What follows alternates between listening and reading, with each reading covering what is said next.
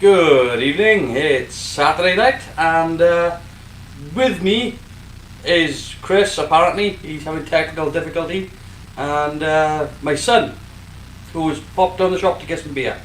So I'm by myself, I guess. Tonight we are doing Doctor Who Masque of Mandragora, and I'm just gonna wing it for now until Chris. Oh, Chris has just dropped back in. Is he here? Is he here? Time for the stream. Hello, Chris. Are you there? Can you hear me? Ish. Ish. Right. Yeah, technical difficulties galore. Sort of. Yeah. Well, internet bandwidth. I can hear you. Yes, that's good. So, tonight we're doing Masque of Mandragora, Tom Baker story, season 14, and it looks like this. There we go. Oh, the door's opening, that means my son's coming in. Evening. Good evening. How is it this evening? We've already started. Lovely. So we're doing this week. We're doing Masque of Mandragora, and this is a mixed bag episode for me. It's a good story. It's a good, solid story. Nothing surprising happens in it. It's a story whereby, like last week when we were doing Part in Other Ways, it's a story whereby it's a story of the Doctor's own making. Yeah. Whereby the Doctor does something that unleashes, and he has to come face to face with his own actions. I just don't think it's. I think it could have been a brilliant story. I think there are things that happen in the story that are just a bit one note. Sure. But we'll see that when we start the episode, when it goes on. Production values of this episode, I think, can be hit or miss. I think that when it's done really, really well, it looks fantastic. And then they do cut corners here or there, and then it doesn't look fantastic. Well, that's so cool for you, then. What are your memories of Masque of Mandragora, Chris? If you could hear me. Well, I'll tell you now, but you'll hear me in about 5 minutes.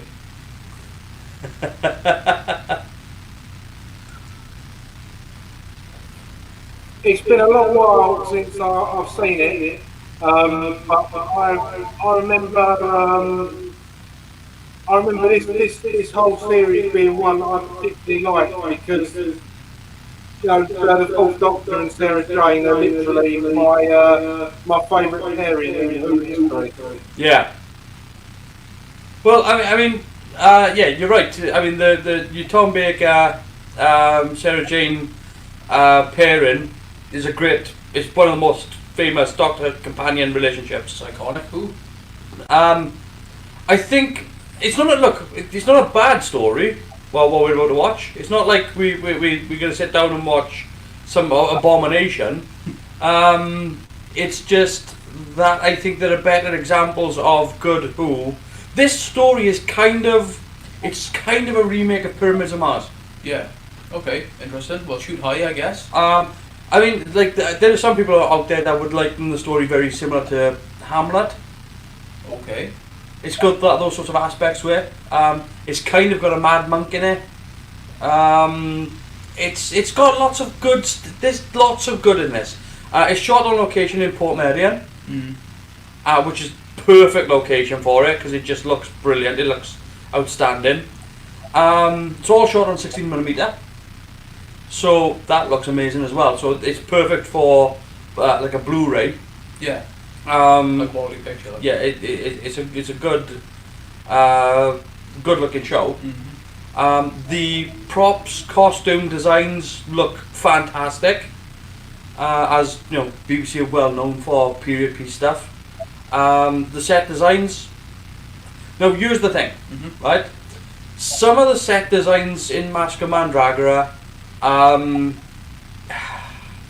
I think the director, we'll get around to it, and you'll see what I'm on about when it gets to it, but sometimes the set designer kind of forgot he was working on a TV show and became more theatrical. Sure. So the sets were more painted on flats instead of just actual. I see what you mean. Yeah. Okay. It was more like having a painted curtain Yeah. with a wall painted on it, as opposed to. It's sort of more stage direction. Sort of Yeah, thing. Yeah, I get yeah, you. yeah. Okay.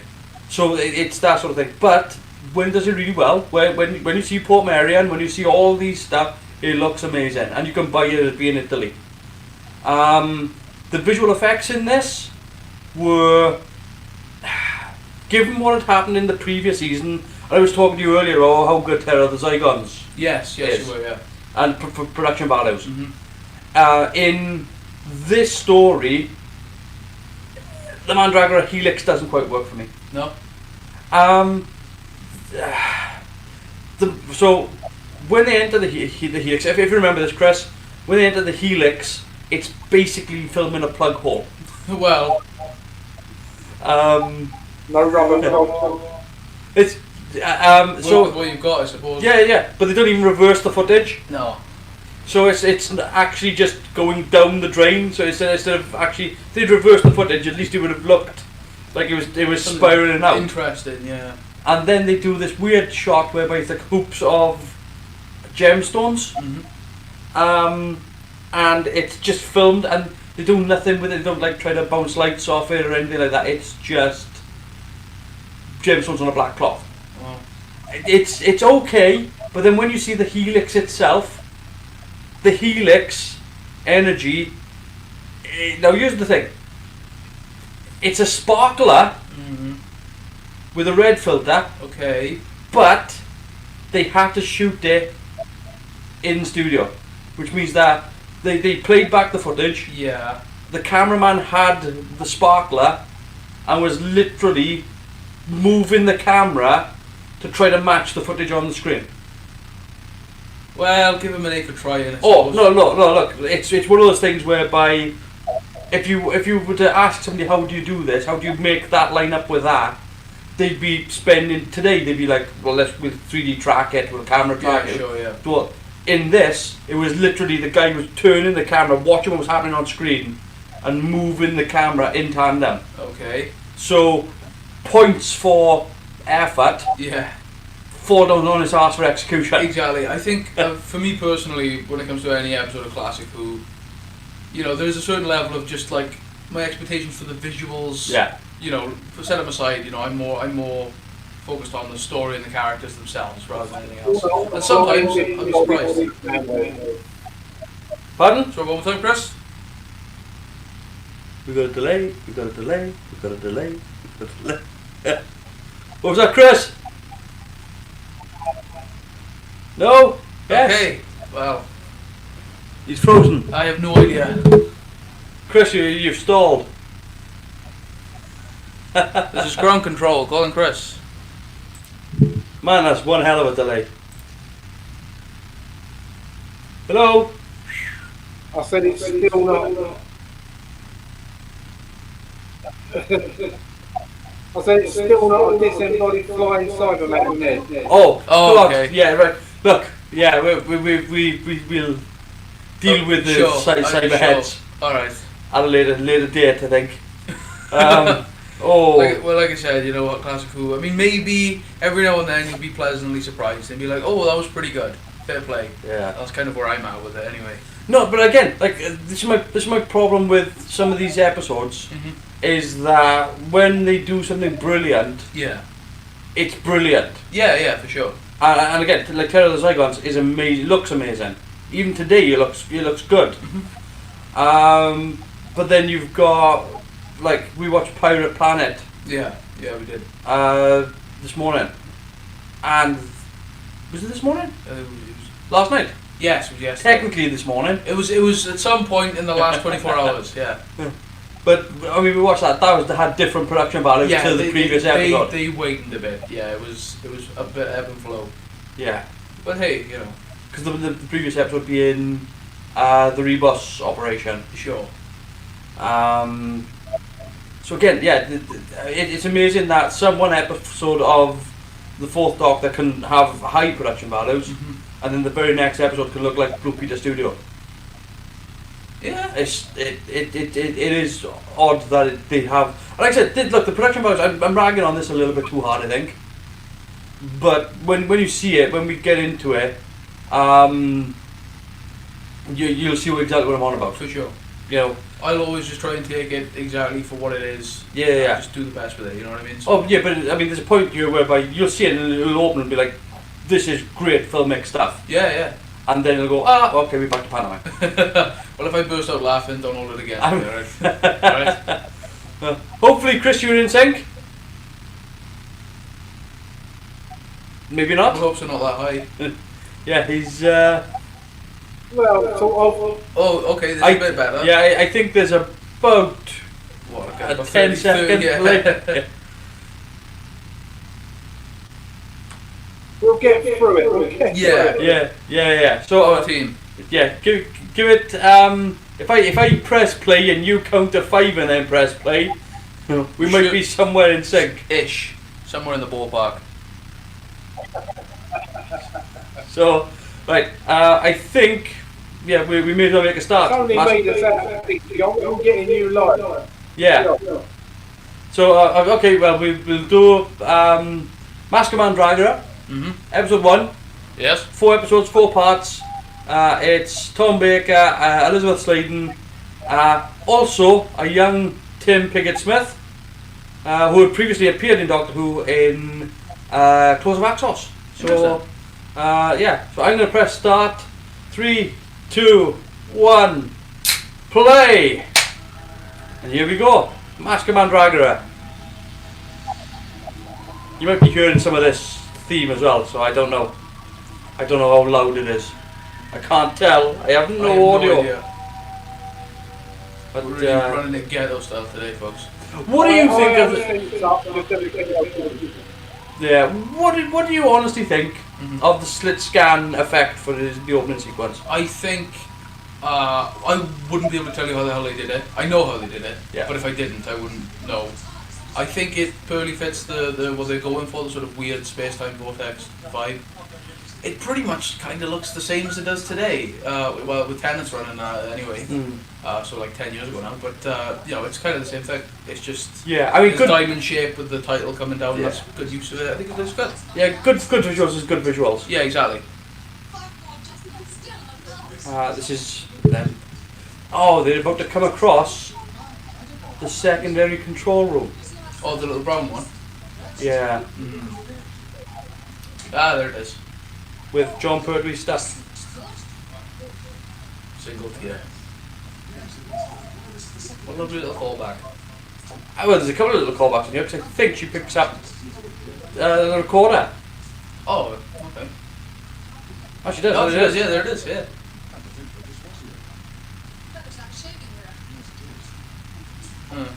Well, John, I love the old... Oh, sorry, Chris. What was that, Chris?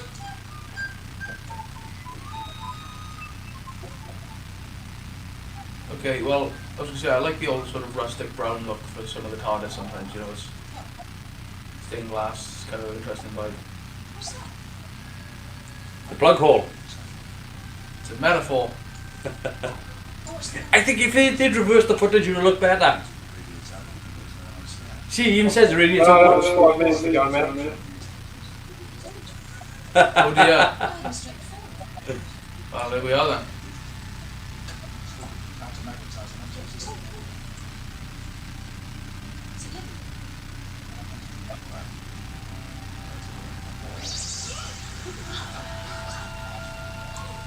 That's them on. So they're on. It's on a Vinton pedestal, Yeah.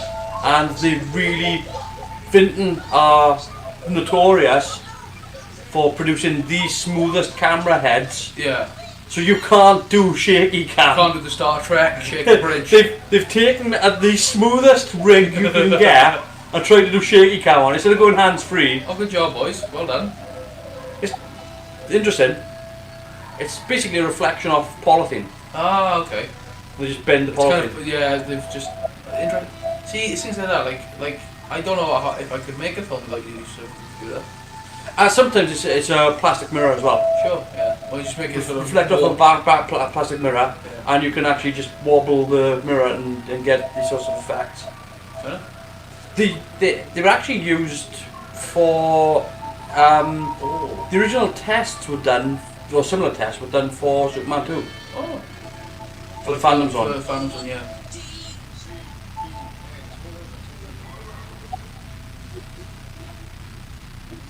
Where does this control room place in your ranking of control rooms? It's better than some, not as good as others. How informative. I don't like it as much as I like the 25th anniversary one. Right. I don't like it as much as I like probably. I like it more than Matt Smith's first TARDIS, but not as much as his second or Peter Capaldi's. yeah, Capaldi's TARDIS. I don't like it as much as Tennant and Eggleston's TARDIS. Okay. Alright. But I like it more than some of the older. I like it more than probably like the old falling apart like White Room TARDIS from Yeah. when I was on the end of its run. So I don't know. More- Somewhere in more- the more- lower bottom tier. So more or less than McGann's? Here's the thing. I think it's unfair because McGann's is just bigger. It's a bit more grandiose. Mm. So I think McGann's is kind of that TARDIS done On a bigger right. scale. Yeah, it's kind of the same thing, but it's just a bit more impressive. Interesting. I like No, I the white. think you're right. Actually, I think they when they made McGann's Yeah. interior, that's what they looked at. Probably. I mean, it's the same sort of vibe. It's just the one with it's got the trusses and everything. Yeah. I just think it's a bit more impressive to look at. Which, for being the movie set, you'd want it to be, But here's the thing, though. When it came to making that particular set, Philip Hinchcliffe actually wanted a smaller set Huh. because he thought that the white one was too big. Interesting. Uh, Can't say I agree with them. exactly. Now here we are. Now we're into Port Maria now, and it's a totally different production value. Yeah. Got some hay. I couldn't afford hay. Look at these guys are really old. Very brutal. They're rough. I love this actor. I can't remember his name. Some guy playing apparently some sort of villain. It's kind of a Sheriff of I Nottingham was type gonna role. say, yeah, same sort of vibe there. Set fire to hay. I mean, come on, guys, we need this hay. Savages. There's the entrance to Port Maria. Yes. Just kind of, they've kind of chopped the village up and used it to. They just sort of Springfielded it and used it Yeah. for whatever they need it for. Yeah, fair enough. I mean, it's not really playing the real place that it is anyway, is it? No. It's playing Italy, so. It's supposed to be Italy. Yeah.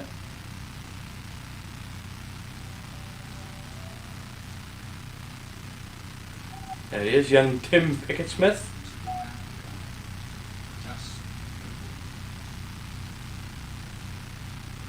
Here's what I like about this guy, right? Mhm. He's been in a couple of episodes of Doctor Who.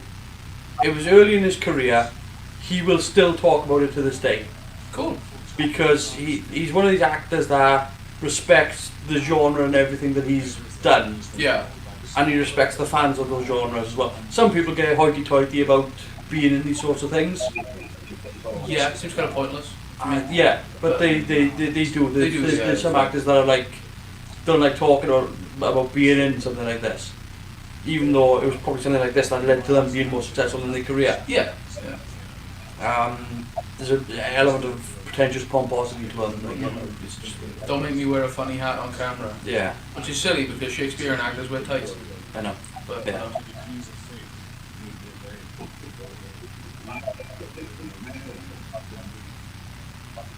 I think this priest has got a great look to him as well. Oh, Chris Chris has joined off, dropped off. It was nice to see him. I'm sure he'll be back. Yeah, of course you will.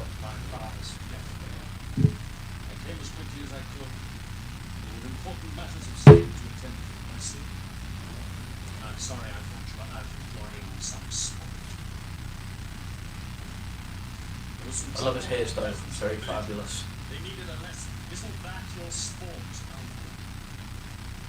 I mean, all these wigs, they apparently they were laughing a lot on the set. Of course they are. They're a big bunch of bloke lads. They're all, don't give me girly hair. I personally, I think they all pull it off. I think they all look great. Respectable.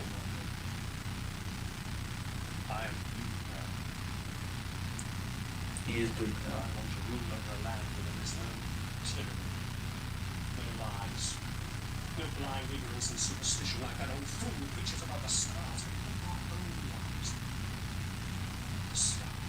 The guy behind them looks like he's trying really hard not to fall asleep. Yeah, maybe step a little bit to the left there, buddy.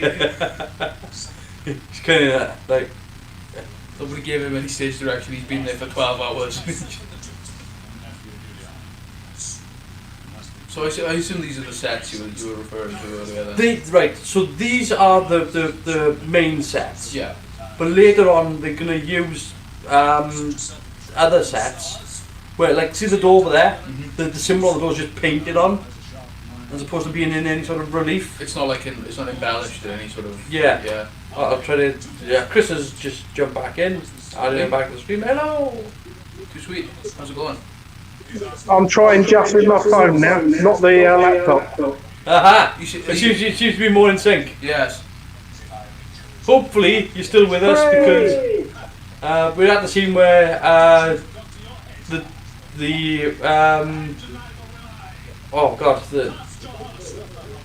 Hieronymus is talking to Big shouty Sheriff Nottingham guy. what is his name? I have no idea.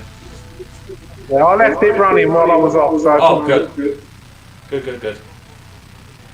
Yeah, we're not getting the helix laughing. And now we got the Newbury TARDIS landing. I think, isn't this the first appearance of the Newbury box? I wouldn't know. Does it appear before this? I don't think it does. I wouldn't know either. I can Google it. Yeah, you can. Yeah. Go on. Sure. May as well. More information is better. 100%.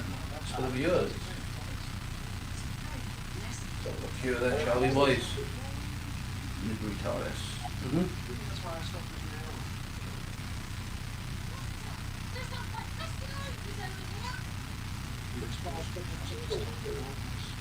Yes, oranges being a big part of fruit. They are very important. Well, this is weird. I have never eaten an orange the way she does.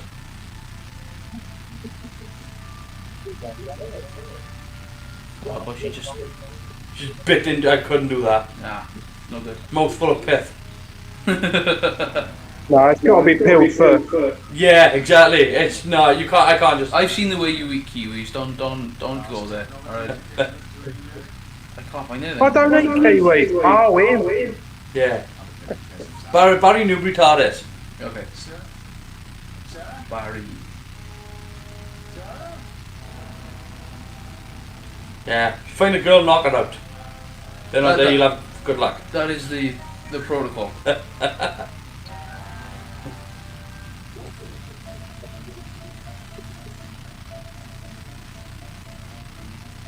Again, these ominous people in black robes.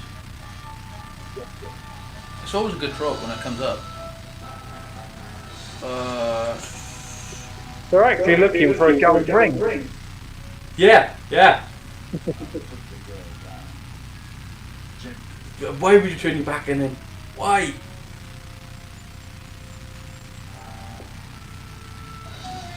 And that's why. That's why you don't. But didn't it? Season 14. Here comes the sparkler.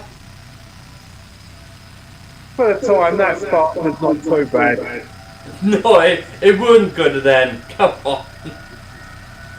I've seen worse, mate. Oh no, we know. Look, we've seen worse, but that's the thing that makes it impressive. Well, where it interacts with the pyrotechnic. Where the cameraman has to line this up. It's more the skill of the cameraman than I am by the actual effect itself. The fact that it has a little bit of interaction goes a long way, I think. Yeah. Because otherwise it's just the cameraman just filming the woods. Yeah, sure. We should say what episode it comes off. We said season 14, was it? Season 14. This is it. This is the first of that timeline. Nice. Well done. This is season 14. Yeah. This is season 14, episode 1. Then that'll be it then. Again, I'm not fond of the Newbury box. I think it's a bit thin. It's just too small. Yeah. I don't like the fact that it's missing a tier on the roof when it's flat. Mm. I mean, at least it fits. It's still the top. But then again, like I said to you before, Chris, you know, my TARDIS growing up was always the TYJ Mark II and the Mark 1 and Mark II from the 80s. Yeah. Even though that's what I think of the TARDIS, that's not my favourite TARDIS. Sure. Chris has some idea. I think Chris knows what my favourite TARDIS is. I think I might have mentioned it to you. Well, I wouldn't like to have it again. Oh, Tom Baker's looking very serious. Seriously, I think they've all got their own charm to it. I mean, I wasn't really available at all, but I quite like this control room we get in this episode. Yeah. Well, again, like we were talking earlier about the control room. It's very much is what led to the Paul McGann control room. Yeah. It's the sort of, you know, stained glass windows and wood and sort of church vibe. I quite like it. I think it's a bit comfy. I just think it's not as big or grandiose as some of the other rooms. No. Better than the Dead Spider. So this is the sort of the Hamlet part of the story. I see what you're saying. His father has died. Yeah. He's now Duke, Prince to run the land. Then basically, there's a plot to kill him. Sure. But he's weighing up the scientific versus the religious. You've got the monk who is all about like witchcraft. Sure. And he's all about science. And he might start seeing mystical, magical daggers appearing at some point. Okay. I think you could read that with Macbeth. Ah, yes, I am. Damn it, I thought it was clever for a second there, and it all came crumbling down. Wonderful designs though for the makeup and the costumes. Yeah. It's very good for the, you know, a period piece sort of vibe. I don't think I would have gone for tights for it's a bit Shakespeare for. There is also the idea that everybody is white as it gets, which for being Italy, I don't know if that's intentional or if it's just the way it is. I mean, something at this time period, like when they were. The Tim Pickett-Smith's ginger. Oh yeah. He's not going to tan. No, exactly. But you know, he's wearing a wig anyway, isn't he? He's wearing a wig, yeah. So, he's wearing a ginger wig. Yeah, true. Otherwise, they'd not dye his eyebrows. We all know from Thor that did not go well. Careful, don't start the gingers, you idiot. We'll rise up. No, but like, so look at this set now, right? Aye. That they're in. They've got all this wonderful crafting going on. Mm-hmm. All these little, you know, even the relief on the fireplace and all. It looks wonderful. Wait till later. Oh dear. It's like, see how great this is? Yeah. You're gonna be disappointed. Yeah. It's gonna come crashing down.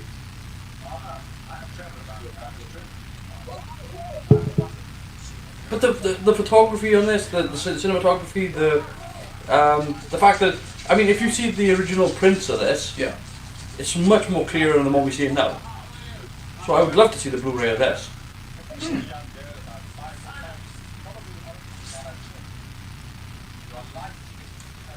How many times does Tom Baker's companions end up separated from him? I don't know. I bet. It happens fairly regularly.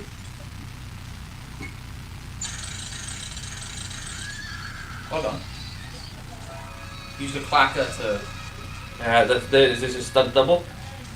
What do you mean? Tom Baker does all of it? No, that was Tom Baker, come on. Exactly. Later on, he does a sword fight scene. Oh dear. And he looks like he looks like they're being fended off by David Hasselhoff. That's what Tom Baker looks like. No, it looks like Michael Knight in a bloody Tom Baker costume. Oh dear.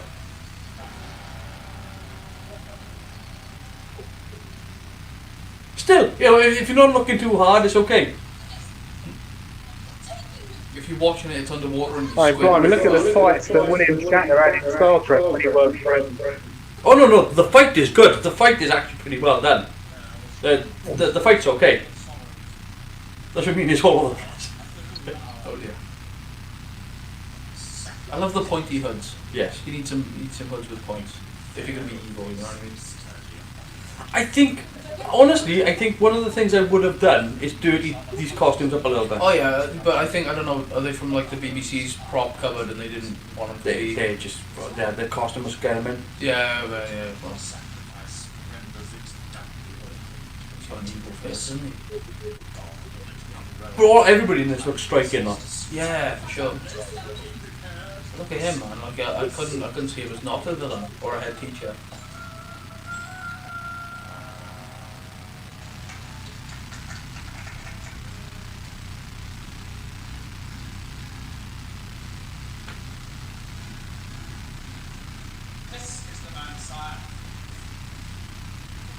No. This is what we're on about. You can't see it now, right now, because it's out of frame. But the wall behind him got an arch. It's got relief, it's got all this gold on it. Yeah. And they're currently filming it right. Later on, you're going to see it full on. And it's going to look great. I can't wait. My expectations are high. Well, no, but again, when it's done, when they pay attention to what they're doing and it's done right, it looks great and it looks fabulous. Look at it. Yeah.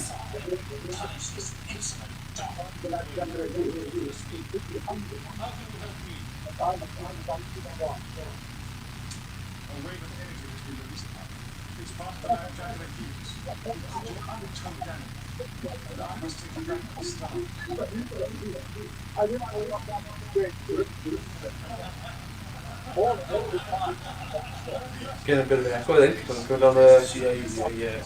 I realise that must sound very strange to you. Let me put it this way. A ball of heavenly fire is coming down the earth. Could destroy the earth.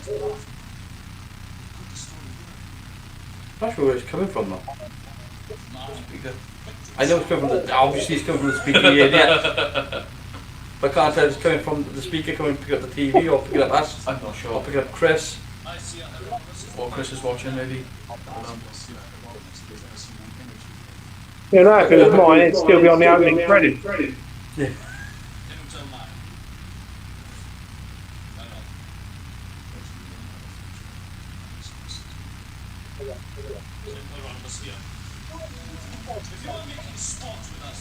See the arch now behind? Oh yeah. It's all painted It on. looks very nice. It does look nice. Right now. Yeah. Again, you go back to, and it's weird that they made this choice because they spent like a week filming in Port Madog. Kill a sparkler. Yeah, Sparkle with your sword. some nice effects, and then honestly it's a mixed bag. It's a I feel like there's something they could have done instead of adding the post-production. Yeah. Because they've gone as far as to add pyro Yeah. and smaller wrist clothes and everything, and I just feel like if you did something else just to complete that one thing, it might have gone a long way. You know. like a big red lightning strike or something. Yeah, maybe it wouldn't have to be a lot. It Just one like boom. Just some weird sparkly, flowy things.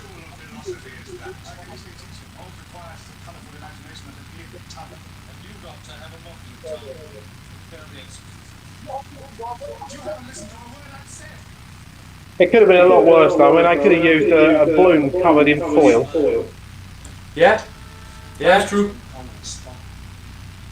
Oh, again, look, the execution of it. Pay attention to the wall. Dear. It's the execution of it. Oh, good grief. Oh, it's real bad. It's real bad. It's wobbling like crazy. Then again, like I said before, what is classic cool without a bit of wobbly set? You know what I mean? But they should have just thrown them don't lean against the wall. In their defence, she is chained against the wall. But don't lean against it. Thing is though, it's all about the story.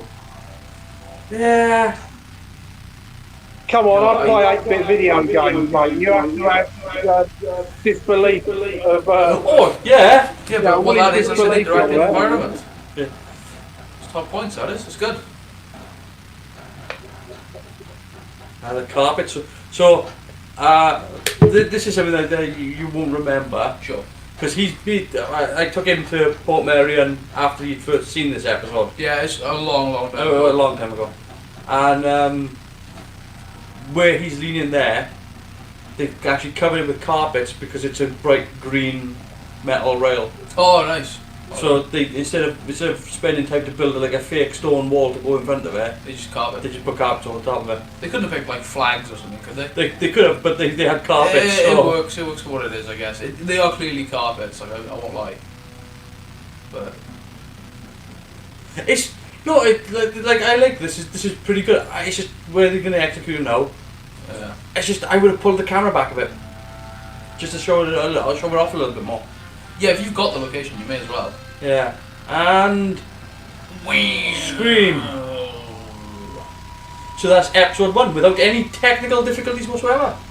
Except for wobbly balls and a couple of things, sparklers, and yeah. And technical difficulty over our end. Chris, on the other hand. Hey Chris, how you doing? So that's the first episode, Lovely. and again, it's a mixed bag, Mhm. and unfortunately, it comes down to simple things. Mm. Like I said, with the helix energy striking that guy, Yeah. Could have been like. it was a little red ball. Well, it wasn't even a ball. Well, the worst part It was a is disc. yeah, the sparkler was one thing. Yeah, The weird semi-transparent Circle. red circle was another thing entirely. It was worse. It was like a step down, and we were already pretty low. So at that point, I was just like, you could have done something else. they could have done something else. Glowing red, I don't know, literally. Yeah, no, a quick rotoscope over the top. Yeah. And just yeah. But anyway, you know, it's all Pulse. swings and roundabouts, and with classical, it's all a bit like, you know, take the good with the bad. Yeah. Because it can be good, it can be really good, but it can also be a bit. Oh, again, like I think the story so far, right now, Mhm. is doing pretty well. Yeah.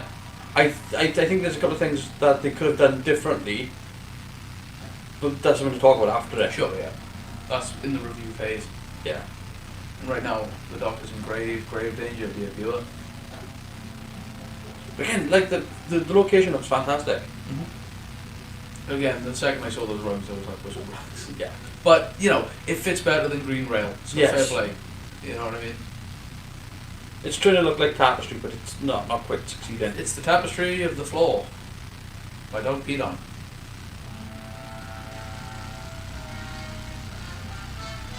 Love an execution of sword. Excuse me. I like to put my face back.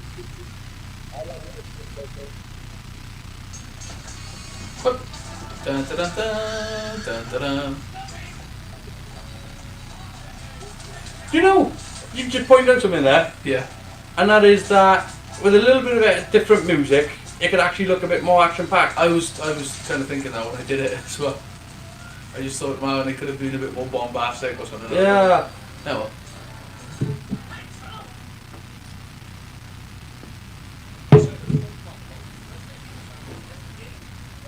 Oh, and there's got a weird stop in the action. Yeah, the edit could probably flow a little bit better, but you know.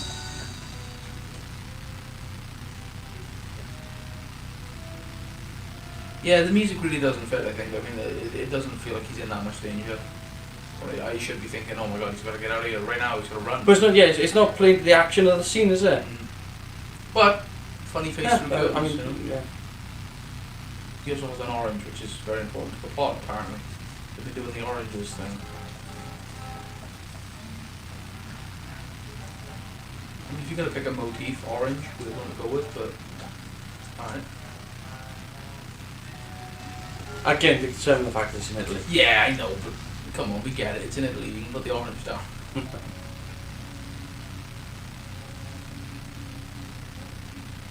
I love the masks, They're quite cool. and particularly the mask for the High Priest. I like how they're not all exactly the same either. That's Yeah. quite fun.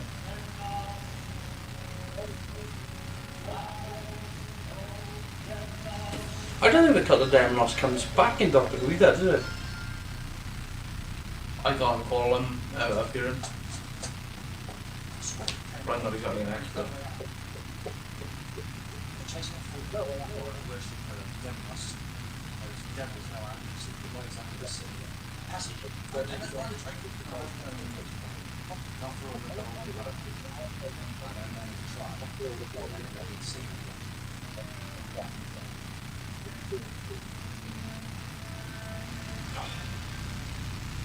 What do you mean? It looks great. Could have. It's a stone pillar. It's like a column and an archway. Some I handles. look. I understand the time factor, and I know what they were trying to go for. And Catacombs kind of look. I just don't think they quite pulled it off. The way I headcanon it, it's actually taking place in a basement, and the cult's just done this to make it feel more authentic. Mm-hmm. You know what I It's just his house, like. Yeah, exactly. It's in a cellar. But no, I love the masks. Yeah, 100%. They are really nice looking. And as one person points out here, they're about to do something, and I think you're gonna laugh. Right? Okay. I'm not gonna say what it is, but I think you're gonna laugh, and you'll know it when you see it. All right. But that mask, the mask of the High Priest, is just wonderful. I think a grander reveal might have been in order, other than just having walked down a corridor. But maybe not. Who knows? They could have kept it like that. Yeah. So you just keep seeing from the side. Then when he walks out and I like how he's wearing purple. Oh, you know. That's Oh yeah, everybody else is wearing Yeah. black. I would have immediately assumed red, but purple's a more royal colour, so you know. Mm.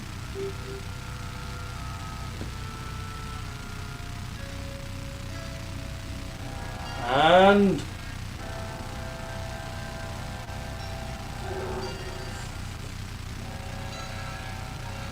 ooh, the okey dokey.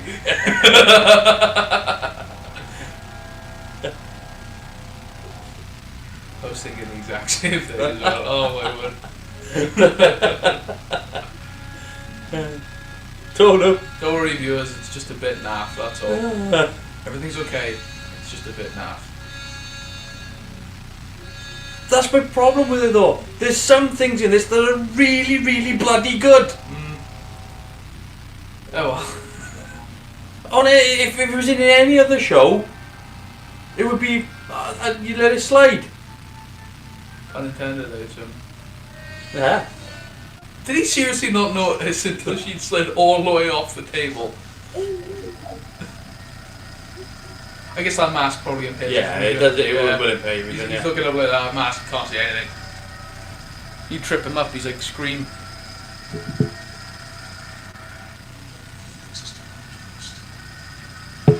I did warn them about that. Mm-hmm. Oh, he's dropped out again. Actually, you heard him, huh? No, he's just dropped out. Oh. I think this one should just be called The Voyage of Chris. I don't think get off the screen. He's having problems. He is having problems. He'll get there by the end, I swear. Eventually, the stream will be his.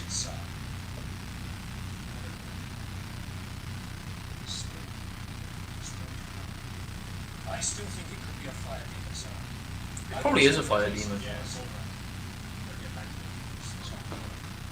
Yep, that's what I like with somebody like the character of Giuliano. He just doesn't buy into it. Well, yeah, but like it's weird actually because you'd think at this point in time you'd portray a character as more superstitious. But this is it. He's now the character that's more of a Galileo type character. A bit more of a skeptic and a logic kind of. He's person. more of a schooled. Yeah. He's coming out. He's portraying a time when we're coming out of the Dark Ages. Yeah, sure. And something revolving something Sort of else. Age of Enlightenment type of. Okay, cool, interesting. So everybody else is a bit more They're all a bit. God Oh, it's a demon! fearing, and he's a bit more don't be stupid. Yeah. Thanks for that. I mean, he's kind of wrong though. It is some weird, like he would never be able to fathom what it actually is. It's a weird No. alien energy wave thing. No. But you are right. Yeah, it's this weird dichotomy of character. He's more of a I'm science. Yeah, and you're mystical or whatever. Yeah.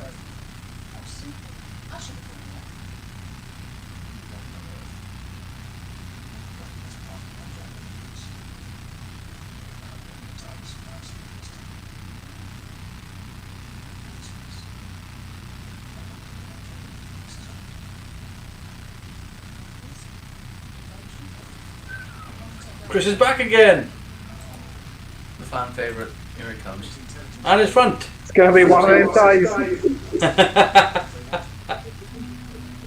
Whoa, whoa, whoa, whoa, whoa, whoa. We've got swords. I've had my broadband engineer appointment confirmed today. It's the last rubbish one.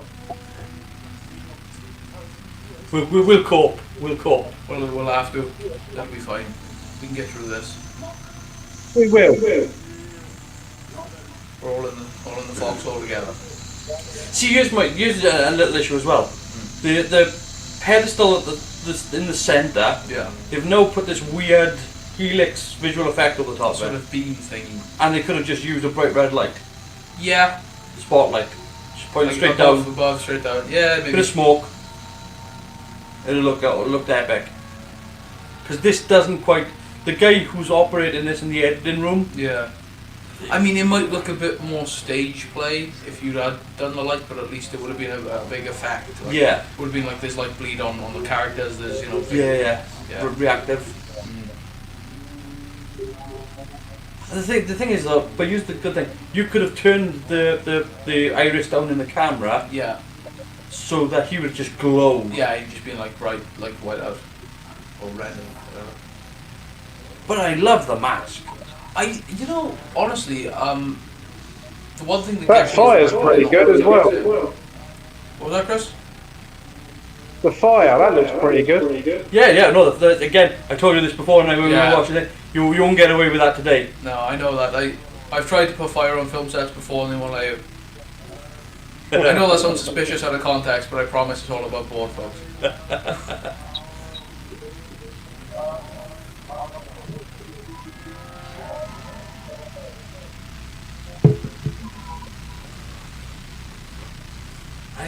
It looked better the way it was. Yeah. Yeah. But the purple and the gold looks great. For sure. It's very Skeletor. Oh, it is a bit, isn't it? It's got the sort of. I don't know if either of you would get this, but it reminds me of Dragon Priests from Skyrim. No. If anybody's ever. No, don't worry. I know what you mean. Oh, yeah? Yeah, well, that's what I'm looking at there. Well, no, the Skyrim people will remind you of him. Yeah, you're correct. But either way, Yeah. I also like the fact that they masks. I think I said before, but even the cultists ones, the generic Yeah. ones, they don't all look the same. No. They've taken the time to get different ones or make them look different. Wow, look at you! Where'd you fit that whole beard behind that mask? Great look to him, though. Great look to a villain. It's like if Hugo Strange and Skeletor had a weird thing going on.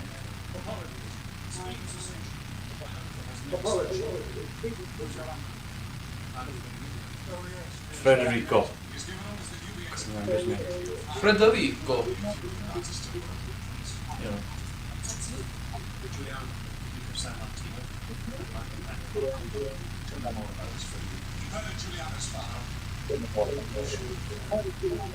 There's something to talk about later, but we'll leave that till later. Odds on using that later. It's the relationship between Marco and Giuliano.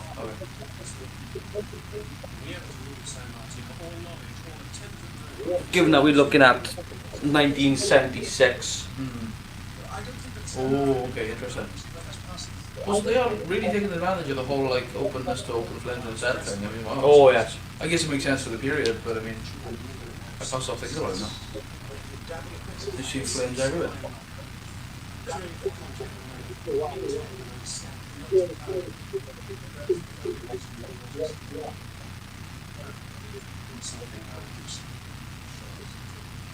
Don't get your heart out. I was thinking. Take a look at it. What do you make of this? I was thinking a similar thing. Well, he said he was a doctor, didn't he? I mean, Yeah. he's asking for it at that point. Good body horror for 76 as well. Yeah, not bad. With this blue. I guess it was supposed to be alien energy, so. Well, I guess so, yeah. I guess maybe Alien making it, crystallized maybe in making flesh. it an actual like burn might have been a bit too graphical as well. So That's the kind of thing that shit the life out of me in 1976. Oh yeah, yeah. What were you saying, kind of worse or something? I would have been before. Oh. Yeah. Well, alright, I'll cut you some slack then. Cheers, mate.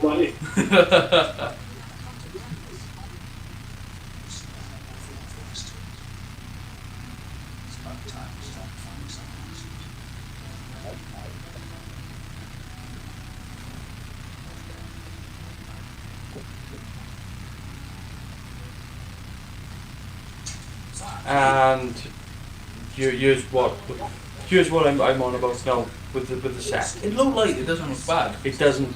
But if you look at the wall behind him, Yeah. it's got that curved in alcove. Yeah. You're about to see that it's not a curved in alcove. Oh my god. No, you're right. At this point, with this lighting, it Yeah. looks good. Oh, show. This is why I don't get why they do what they do when they do. But they do it. But they do it.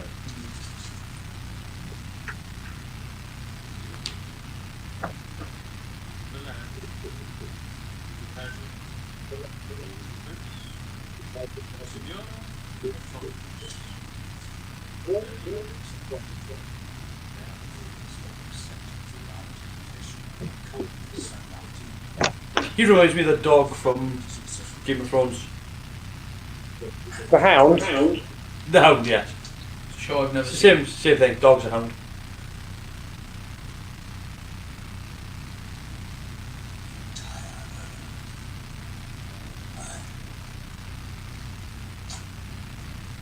Forms of domain from the helix.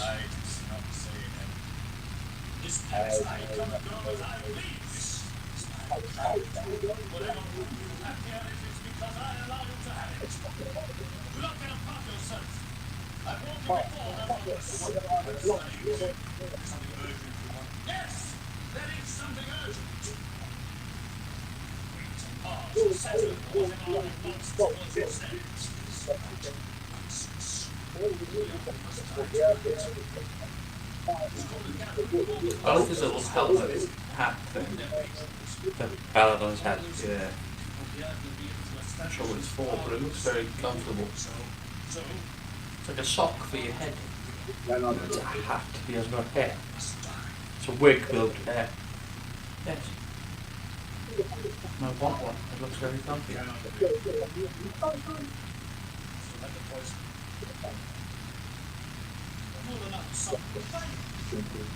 I like the dynamic between Federico and Hieronymus as well. Oh yeah.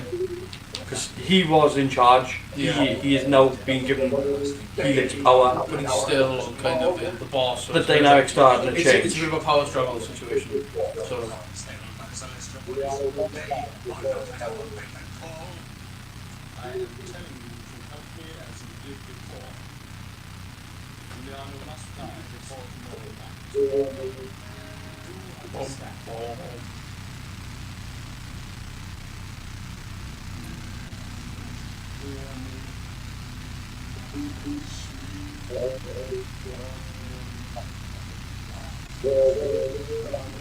But Tom, I don't think that red and yellow line is too bad, you know. It's not, but they could have done an on-set lighting effect, which would have enhanced it. I think if you. Oh kept yeah, the I light absolutely beam- agree with you. Yeah, keep the beam. Just put a bulb up it so it actually does something to him Yeah. physically. Because you can see the lights clearly coming from the right, the left-hand Yeah. side.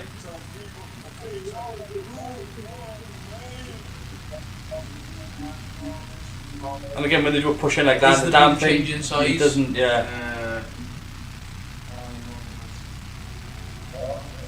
Maybe it's like an omnipresent beam. It's like it's wherever the camera is. I mean the audio. I mean the narrator.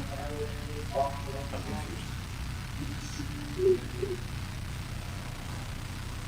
Again, it's just the helix energy telling him that he's going to be granted full power. Yeah. But look at that look for the costume. It's actually pretty It's, sweet. it's I won't lie. sexy as hell.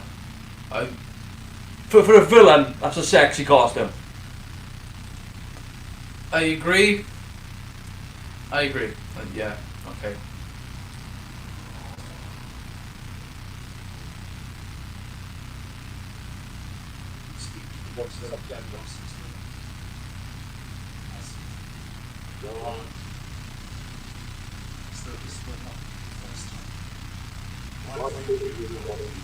If you look really quick, you'd think Peter Capaldi just walked on. Yeah, I can see that. Yeah.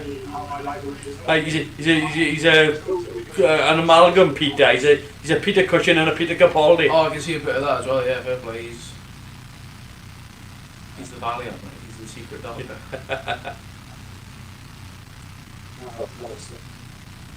He definitely looks like he belongs in a Hammer horror movie. Yeah.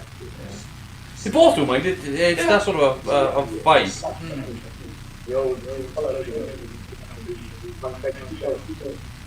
it looks like they should be in something like something written by H.P. Lovecraft or something. Well, again, the way it's done is done pretty well. Like you can't really tell that the Hieronymus' beard. It's a prosthetic beard. Yeah. You can only. It doesn't look that bad. It doesn't look that bad. You can just, if you look hard, you can see the netting, but that's what it. It doesn't look as good as Christopher Reeve's wig, but I understand what plays different levels here. That was a shock. Yeah. It was, yeah. I didn't know that Christopher Reeve Superman, when he was Superman, wore a wig. I never knew this. It's only been 21 years. It's fine. For me, I mean. Yes, 42 years. Not since, yeah. Right, I didn't get that head start. Okay, so I consider myself. It's funny.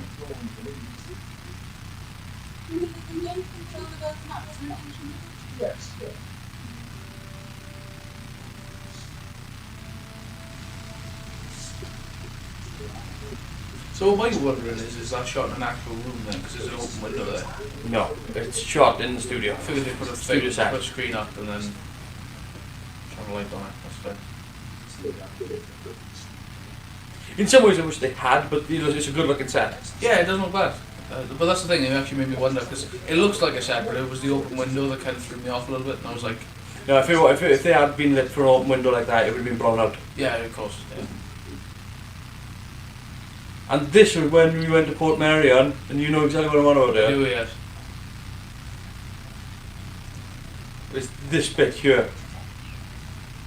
But they walk into a stone wall. Yeah, there's no opening there. I've stood on that exact location where they were walking down that corridor, and that is just a stone wall. It's just an archway, stone. So they walk and just stand still next to the wall, Yeah. just off camera. And it's funny. It's a good use of location. Like it's a good. No, there's nothing wrong with it. Like switching things around. But it's just a bit too much. It is a great looking location though. Oh yeah. It's Sure. it is fabulous. No, I believe these temple bits were built for the location, Okay. but they were left there because the guy who had Port Marion said no, they won't. Valid. Bit of a tourist attraction maybe, or maybe he's into Yeah. some cult of the moon type stuff himself. And if he is, we don't judge.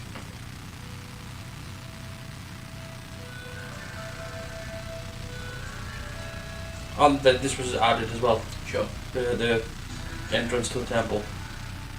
This bricks did look a bit. You see again, making their way towards the wood too. They're with the Duke of Giuliano. Now then, see what I was on about with the set? Oh, where it's not an actual protrusion. The relief is just painted on. Yeah. It gets worse. You're gonna get to see shit like that in a bit more detail. I look forward to it. See what I mean? The quality just varies. Uh-huh. The things it does well, it does extremely well.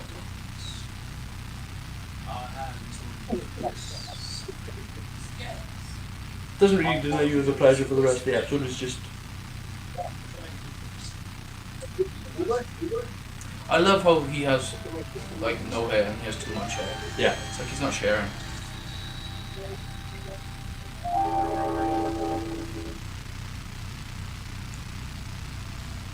Oh, we've got it's sulfide time. It doesn't. No, it doesn't really are. I think we're just into. He's just kind of having a migraine by the looks of it. Yeah, he's just getting quantelled. Pretty simple effect, but it looks effective.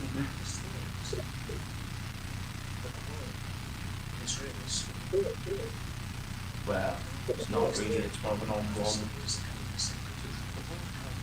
feeling.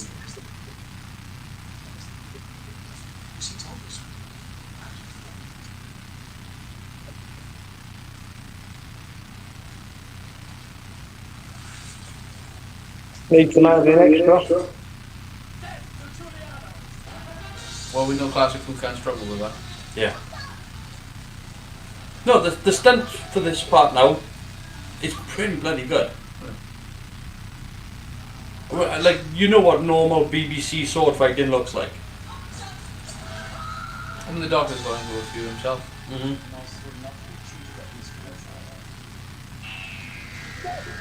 That was a bit creepy. It's a bit weird, Yeah. that is. What I think, like, we're at this part of the story now, so we just had the second act. Sure. Normally the third act is where things go really, really bad. Yes, And sort the of darkest fourth- hour. It's sort of the success of the hero. I don't think that's what we're going to get, from what I remember. I think we get something a little bit different. But it's nothing surprising. Okay, well, I'm interested to see where this goes. We've obviously had the power being bestowed on Hieronymus. Mhm. Frederico is now being challenged for his Station or... station, yeah, because Hieronymus is now being promised the world Yes. by the helix, who is now also classed itself as, I suppose, as Demnot itself. I don't know. I'm not really sure how It's a bit what that confusing. relationship is. Yeah. Again, Tom Baker's doctor now is trying to figure things out. He's kind of got an idea of what's going on by the fact that he was in religion or this period in time Yeah. as an through, because there's no science. Further into education would mean less chance of success. Yeah. It can use the power of It's being trying a to fool- godlike thing. He's trying to fool unenlightened people. Yeah. Also, Sarah Jane keeps getting into trouble. Why Just not? keeps happening. If I was a doctor, I'd pull over, throw her up. Which I guess he did, eventually.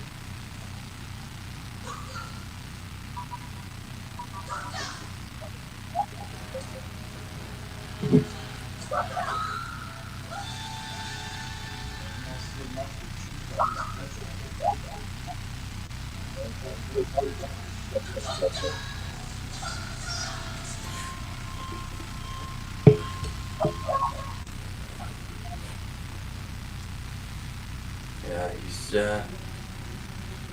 Oh, This is a good. Now, this is quite. I think this is quite a good effect. The illumination of the temple, even though it's a bit pantomime, it's all... It looks like a stage play. it's done on course. Yeah.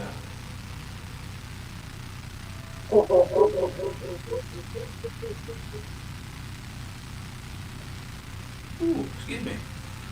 Nah. It's rude.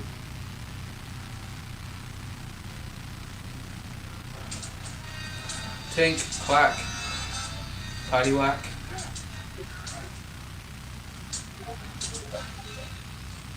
Your face, he's a master swordsman pulling off 4 men at once. Considering the date of this, I didn't have to do much to the haircut. No. Good point. That is a slight special, that one, Giuliano. So apparently, Giuliano stuntman here is about 55 years old. Oh yeah. I love the quick, very quick cut-ins to their faces. Yeah. It's so... Oh, they're trying. But again, you can clearly see that's not Tom Baker. What do you mean? It looks exactly like him. Yeah. He's been stabbed in an unknown location. Tom Baker's jibbing at the camera like it's his job, which I guess it sort of is. Yeah, again, it's what I was saying before about Tom Baker's doctor not wanting to be able to kill anyone. Yeah. So like how he definitely had that guy by the throat with Yeah. a sword. And just pushed him away. Also now we have cultists with spears. This is Yeah. great. This is weird. This is crazy. It's a battle royale. Several people have died. Not all the doctor's hands though. No, we've got to keep the hero heroic. Killing people is not heroic. If you've ever killed anyone, you're not a hero.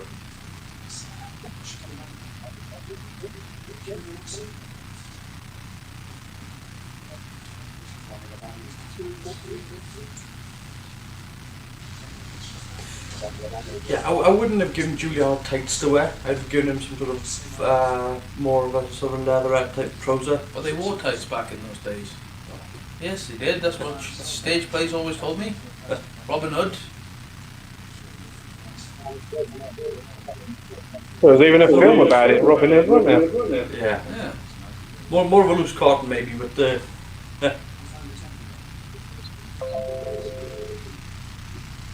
You know, I really sometimes wonder if Doctor Who back in the day was designed to hold up to this level of scrutiny. no. I feel bad for him in a way, but at the same time, Oh, no, this has been always been my argument with stuff like this. yeah, Is that it was only ever meant to be seen once. exactly. But even so, they make it a professional, production and Yeah. not. So I'm gonna laugh. Ha ha ha ha.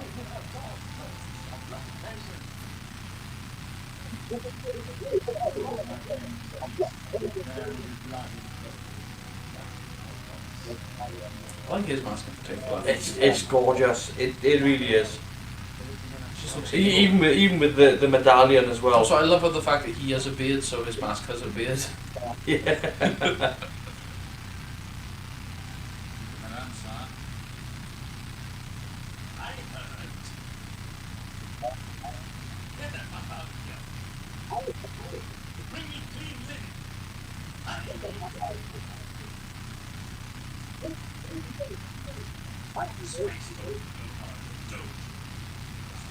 I like describing somebody as a blowhard.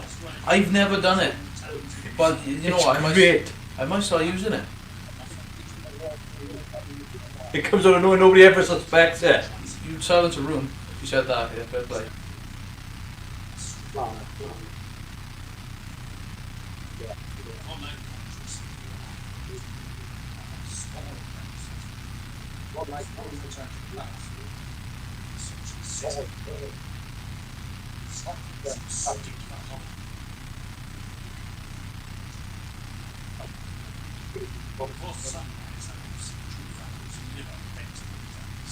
Yeah. Yeah, it's pushed now. He was going to kill him, he was just going to poison him before, and now it's I turned wanna- into... Yeah, he tried to stab him and it didn't work. No one had probably ripped open and like a fruit.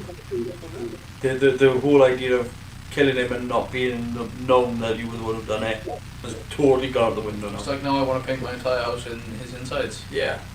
Everybody will know. But I guess when you're a certain level of powerful, like, does it matter? Well, you don't want to be known as a butcher. Better be feared than loved.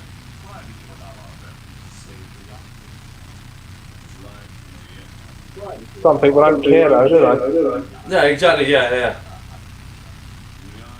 Chris knows.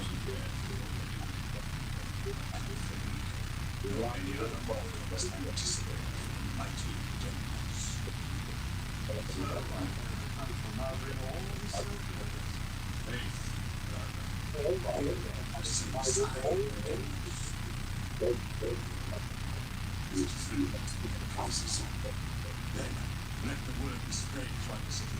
Guard the sacred temple.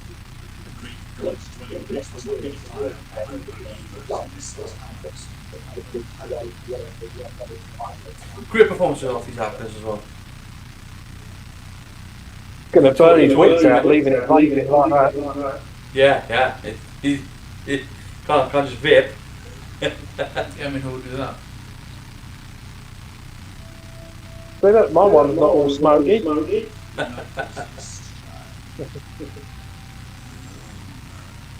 It's anti-smelling salts. You know, it's funny because I literally have no idea how that is meant to work, but it always seems to work in film. People go, oh, when they wake up, and I'm like, what is that? If you haven't had smelling salts, Jan, I've never, why would I? Why would I have ever had somebody good stick grief. smelling salts under my nose? And what circumstances? Trust me, it'll wake you up. Okay, fair enough. Used to get a little brown bottle of smelling salt, about that big, a bottle about this big, with a little black cap on it. You press it down again, you go under your nose and you go, fuck, Why? and then your eyes start watering. It's like Because of the somebody ammonia putting in it. yeah, it's like somebody putting battery acid up your nose. You just have nothing better to do, or what? Smelt one of them for a laugh once when I was a kid. I've never done it again. Sounds like a party.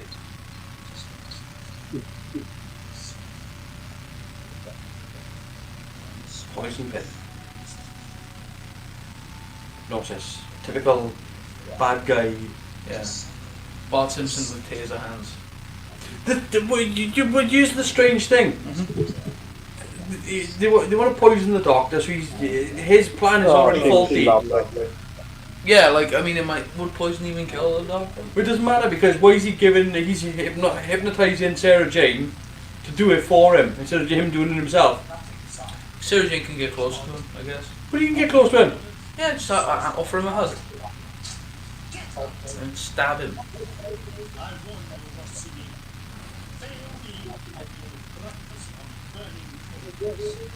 Didn't we eat Rossini the other day? Oh dear. Well, it was good though.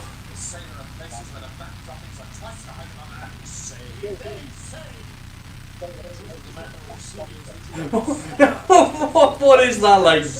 The bat droppings are twice the height of a man. Yeah. It's Gotham City. Do you think that it's a massive bat or is it just a load of bats? I think the bat dropping is the size of a man, so it's a man dressed as a bat.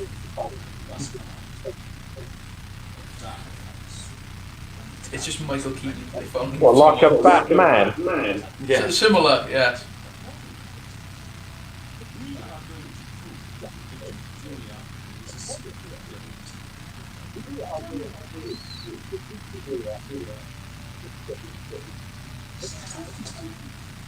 See, there's a point now whereby he still considers his public face. Sure. Because he wants to make Giuliano look like he's a Demnos worshipper. Okay. But you know, if you kill somebody who worships something you don't, and it's whatever year this is meant to be. Oh, it's like 1500s. Exactly. If you kill someone who's worshipping something you don't worship in this era, you're a good person. You know what I mean? It's a good plan. I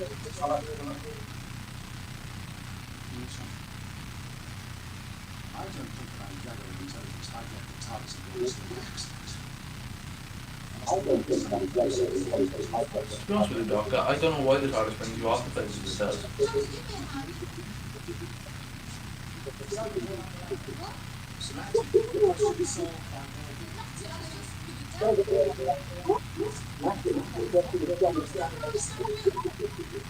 Oh, she hasn't had this conversation yet. Aha, but there's a nice little touch here for it as well. Okay. It does come back later in the I'm episode. sure it will. Yeah.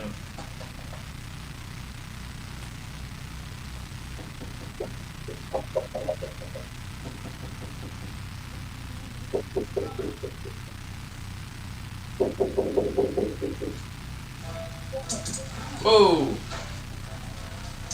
Yeah, I mean, you Yeah, the milkman back then was really harsh. Gold top, sir!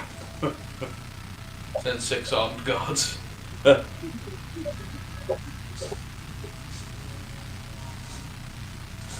the postman's there.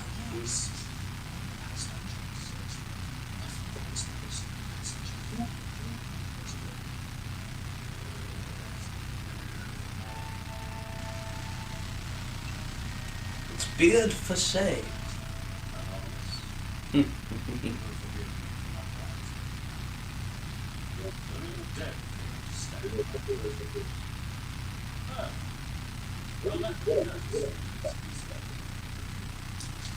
Oh.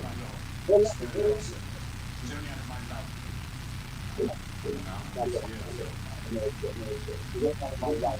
he's about to get stabbed. I'll bring this up later. It's okay. Okay. I'll remember this later.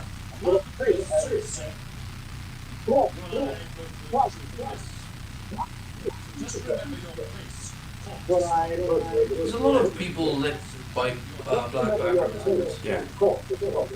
which is kind of cool. It reminds me of the Queen music video. Oh, it makes it very more theatrical. Yeah. And that seems to be kind of what they're going for, but it's like they are half the time. Yes. So I'm like, if they'd have just committed to doing that, even Yes. it would have been one, more one style. yeah, consistent. It would have been a bit more because, like, clearly, little wall pit pull.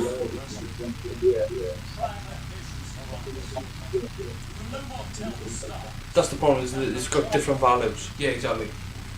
But the thing is, you don't even have to go with what you would typically consider the higher one.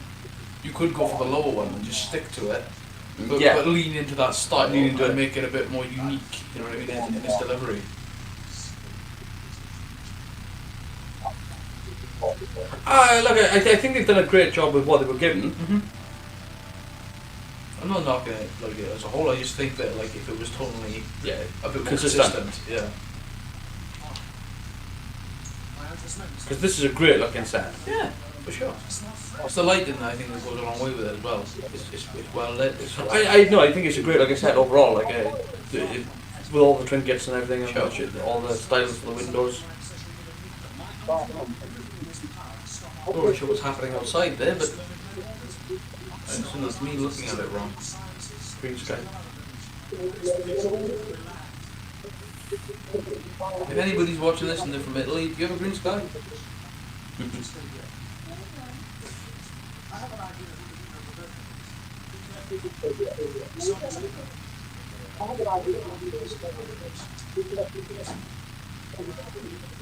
Now the Leonardo da Vinci thing comes back up again. Oh. Later in the series. Not this series, a City of Death. Like.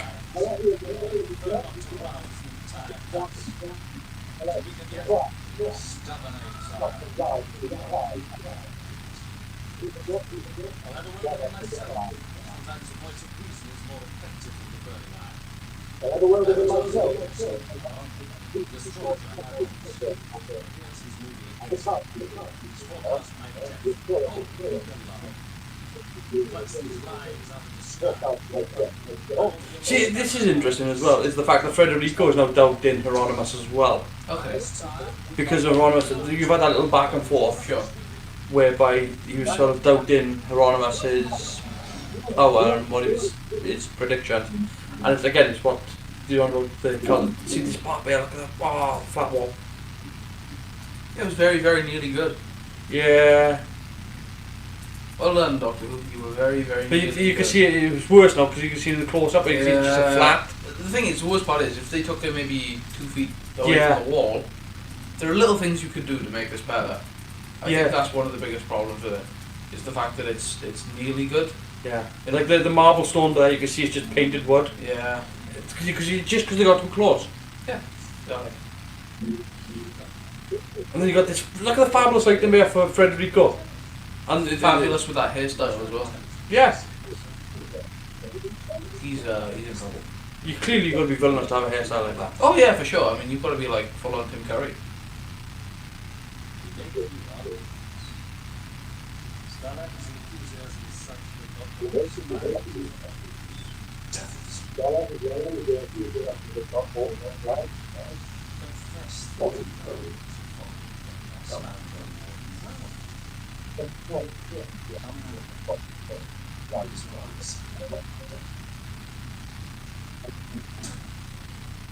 Oh snap!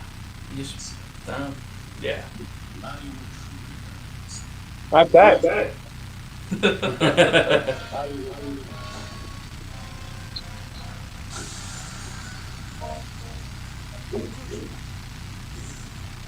That's funny. Yeah. It's like a wizard. He just he comes up out of the. That's, he just stood See, up. this is the part I was on about. He gets close to the doctor. Yeah. Why would yeah. why would you hypnotise somebody to stab him? Just break his neck. Just Lean stab in him. close, break his neck. Don't even need a sword.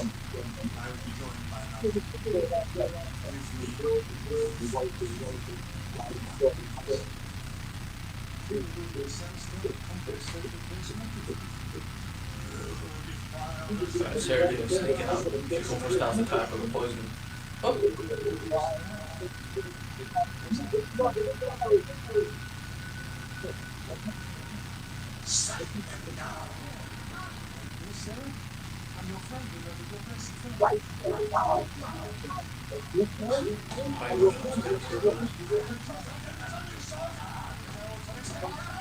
Whoa! Yeah, Kung Fu Kip. Everybody was kung fu fighting. The doctor was. What you couldn't see was that knife went out of shot and took out a cameraman. Just the boom operator. Yeah. Not again, Dave. Okay.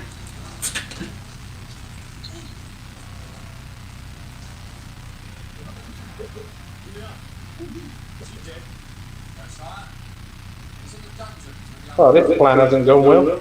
Yeah, It's all none kind of of the falling apart, planning isn't is. And again, we're into the third act now. Yeah, yeah. So this is the part where the villains really should be succeeding. It's all gone a little bit tits up. And all the villains seem to be struggling a little bit.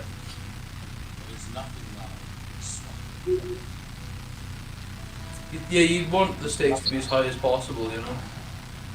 You don't want it to be like everyone's gonna die, we've got to stop it. But it's.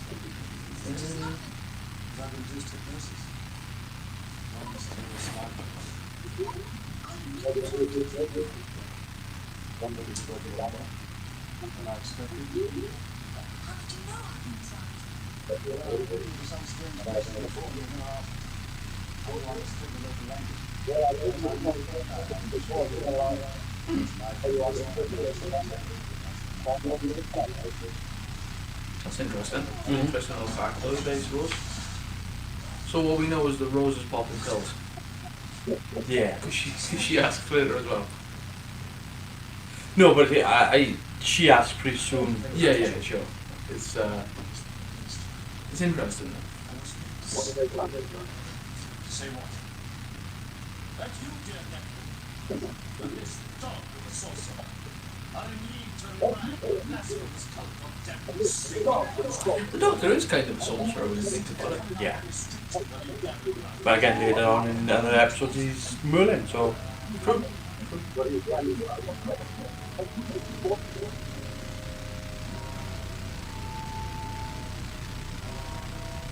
It is, I will say this, it's a weird choice to go for the temple illumination like that. That looks more like a red light. Yeah, they finally did it. Yeah. And a delayed comment. It would have been cool if the light came on as the beam came down. But you know, we're nearly there. No, it's some of the effects look pretty good. Yeah, I mean, I love the fact that it looks like it's on fire when you see through the mask. it's kind of smoky and yeah. It's kind of the image I chose for the thumbnail. Was the bit where you can actually see into the eyes. You'll see a little bit later on. Sure. I don't know what this is supposed to be doing. Energy transfer, or maybe he's absorbing. They're smoking. They're both having some of the ganja. I think maybe it's supposed to be like transferring some helix energy. I don't know. Maybe I'm not really. It's all cult stuff, isn't it? It's all very, very above board.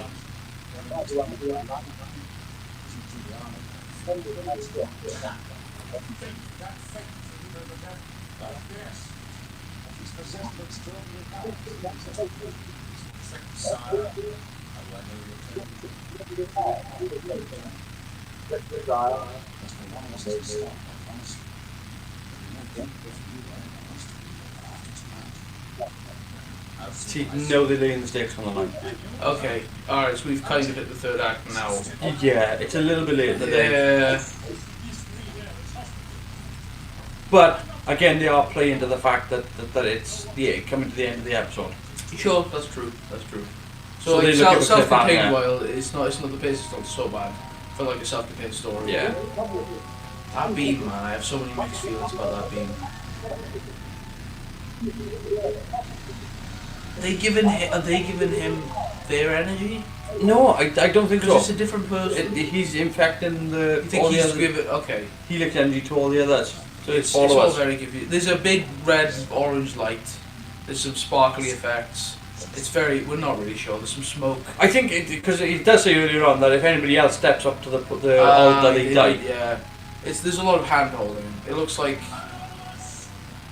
That's some extreme hand cleansing going on there. Yeah. The sanitizer. They got it on point. They got the masks. They've got their hands. Yeah, it's just all good.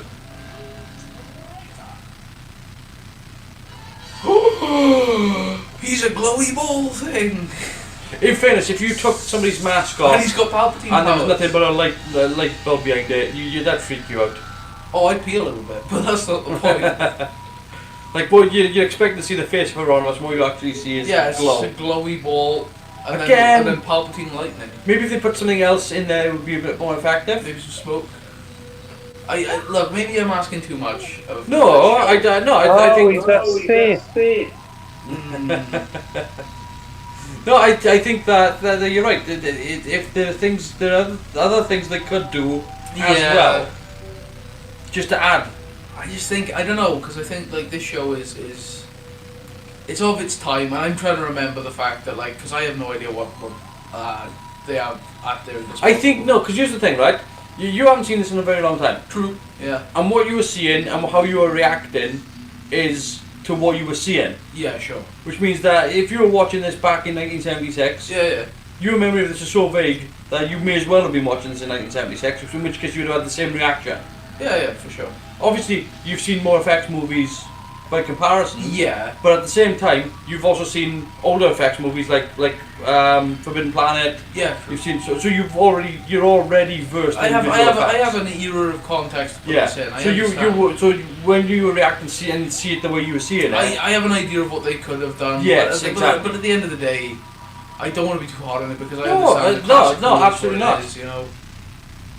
But I think if you're gonna judge it for what it is, I think that you're just being fair. True. It's naff. It's really naff. No, I think it's an interesting idea to take away his face. Conceptually, yeah, I like it. I can imagine it looking better. Is where I'm at with it.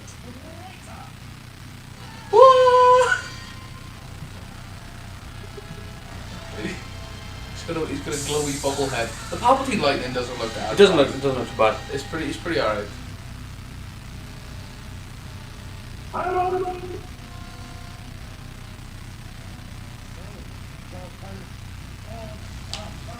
I think Chris is back on delay again. You might either that or he's just vegging up the couch.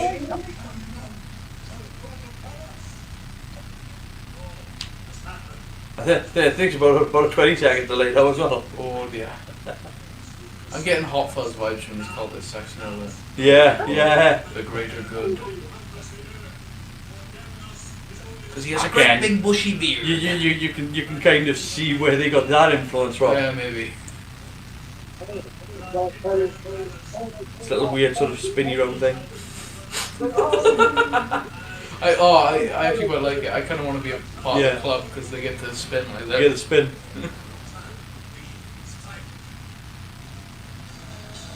The doctor putting on robes to sneak past the cult. I know you're sold.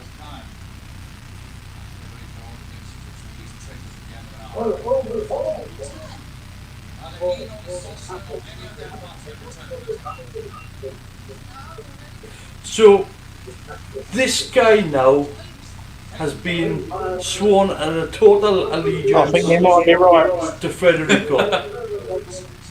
Sorry, go on. He's sworn a total allegiance to Federico. Sure, yeah.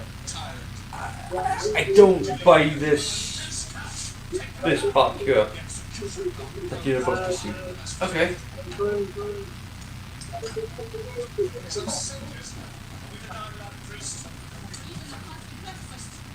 Oh, Right, I saw that coming. So you had him acknowledge that I believe we were right for the delay about a minute after.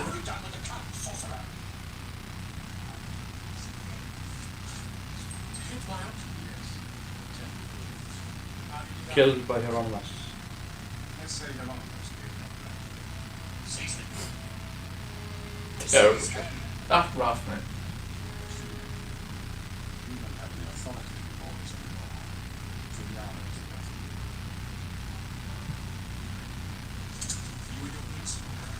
So, is he going to stand down then, I think is what you're talking about, maybe? Also, yeah, he attaches his allegiance Yeah. to him. Yeah, okay, look. It's a little bit.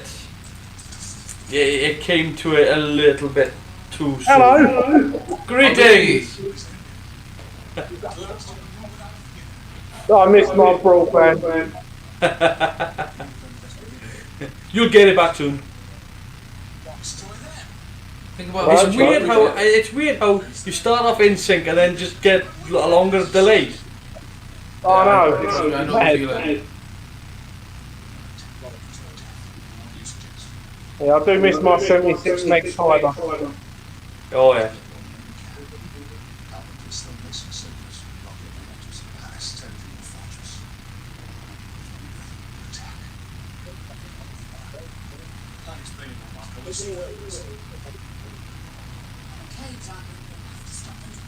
Yeah, because they're mostly made of foam.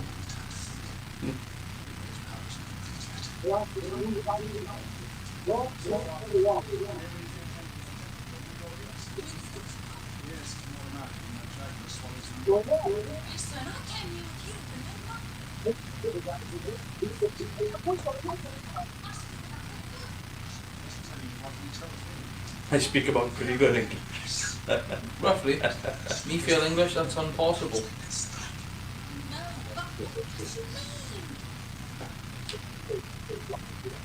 Yeah, I think the sky is supposed to be blue-ish. It's just a colorization. It's just nah. Failure. They've done something to it that's made it go a bit sort of loop. It's probably just the dated time. I think if you were to look at it on Blu-ray, it'd probably be color correct. Maybe.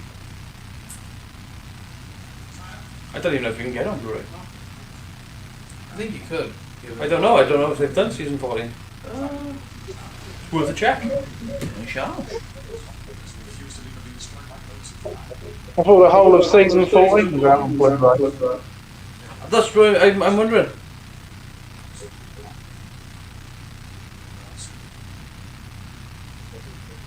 If so, I want to check out what Masque of Mandragora looks like with a Blu-ray print.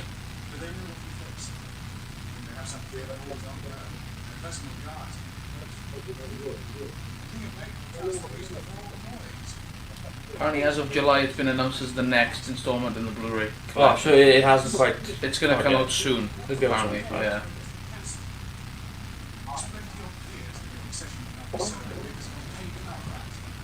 I can imagine it looks pretty good, considering.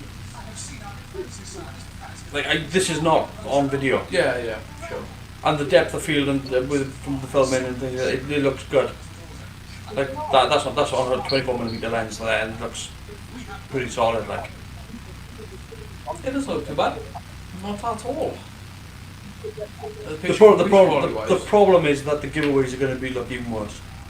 Do you think they'll touch them up? Or No. they'll just leave it like No, a standard they- edition. I think that they might do a special edition, but that's up to them. Yeah, sure. If they do a special edition, they've got to do the original with it. Yeah, of course. And obviously the original. But, you know, if you love something, you can overlook the flaws. I don't personally, but if you love this episode, great. Good for you. I've yet to see a flaw.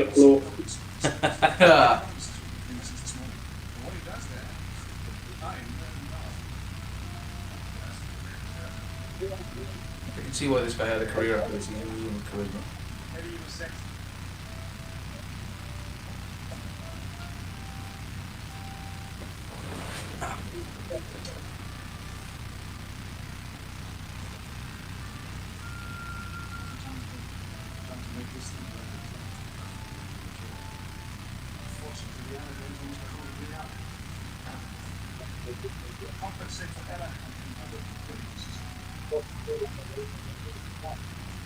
This sort of thing, whereby he's working out the math and putting things right, is sort of the sort of thing that modern Pool often misses. They don't make him mechanically minded or technically minded. I mean, they make him very smart. Very clearly. But it's usually his job to put on a screwdriver in it. Yeah.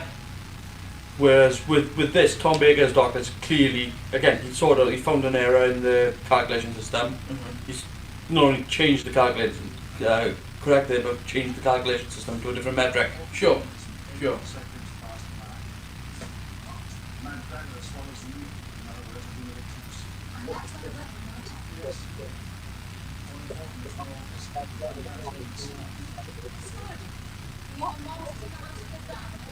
Nonsense, it isn't nonsense. Let's just go around and walk around, let's get to you. And bang out that from confidence. So he's finally figured out that this thing's possessing people. Well, it's not just that it's possessing people; it's the fact that it can dominate. Well, yeah, but that's And the Hieronymus was susceptible to it. He was already susceptible to the cult of Emnos. sure.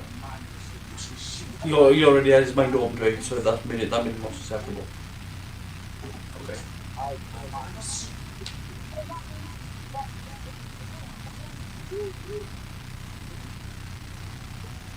It's what you do with your brain when you think. Also, I've been told. Only the fact he takes a nap when he thinks. Some people take a shower. The couch, I don't know.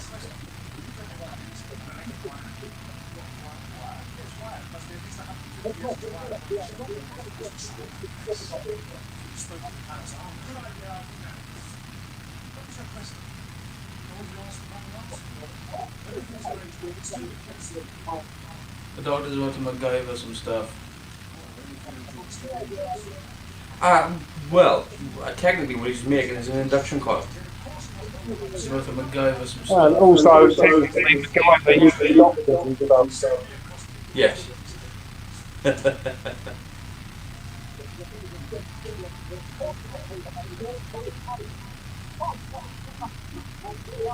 It does call into question some of the science of Doctor Who, but you know. Well, Doctor Who is always very scientifically accurate all the time. We all know Especially from what we were watching last that. night. Oh yeah. So I'm still not convinced that I didn't get spiked with a tab of acid and watch a weird special about Doctor Who science. I don't think that's what happened, but I'm fairly... No, we watched something called Weird Science of Doctor Who on, I think it was the Power Planet TV, wasn't it? Yes, it was a special feature. I'll tell you what, it was something else.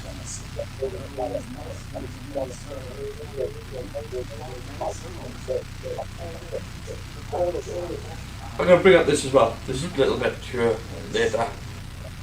Okay. Does his mask imply that he's got really long eyebrow hair? Or is it just... It's just the style of the mask. They are very wavy, aren't they? I do really like them, although the problem with his mask in particular, it looks like a monkey. The other one, the leader of the cult, he has a really cool looking mask. But that one looks a bit dopey. It's not bad, but it's the more I look at it, I just think... It plays a screaming face, doesn't it? It does, yeah. It's, well, the way, when he first appeared and said that line to Sarah, like the second It reminds episode, me I was like, well, that's creepy. Was that Chris? So it reminds me of Victor Meldrew going, what? Yeah. I'll look away for a second.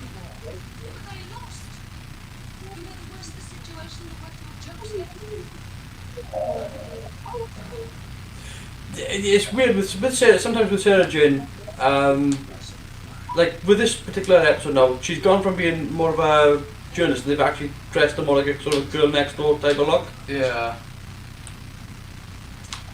Well, she did start off being like the standard classic cult or pulp sort of cult victim. No, she was more of a robust journalist. Yeah, but then they were going to stab her on a white sheet. It's just they made her a lot more girly now. It is interesting to know, yeah.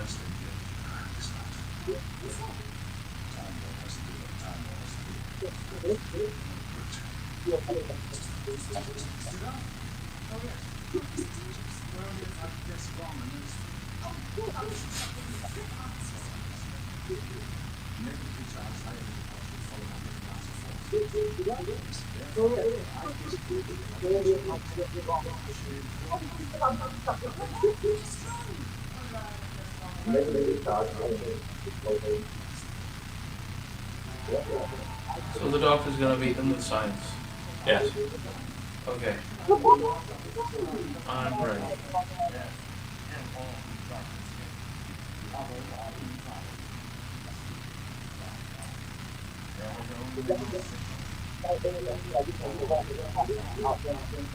Glory to the Mosh.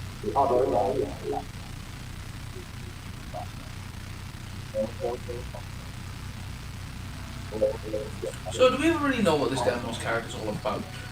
With it's just the cult of Demnos. It's like a devil cult. But I kind of wonder why they worship him. Like, what's in it for them? You know what I mean? It's a leadership religious thing. It's just like all religions. I guess so. It's just like, you know, people. It's mainly about give us money and Yeah, it's kind of maybe a sort of an element of community, maybe an element of brainwashing. Yeah. I don't want to speak ill of anyone who, you know, but fair enough. It's how it's often depicted anyway.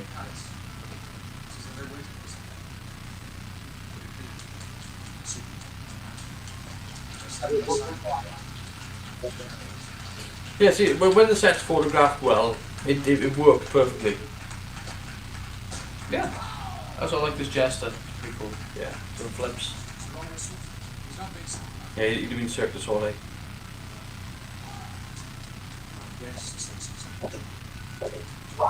Fairies eating fire. Pretty cool. That is where our trilogy of using fire on life's sets has come to a climax, where he eats the fire. Yeah. They wouldn't allow that at all. No. But it's gone from candles to torches to a guy putting it in his mouth. This is weird. The things that they could do in post today, Yeah. they don't. And the things that they could do live, they do in post. Yeah.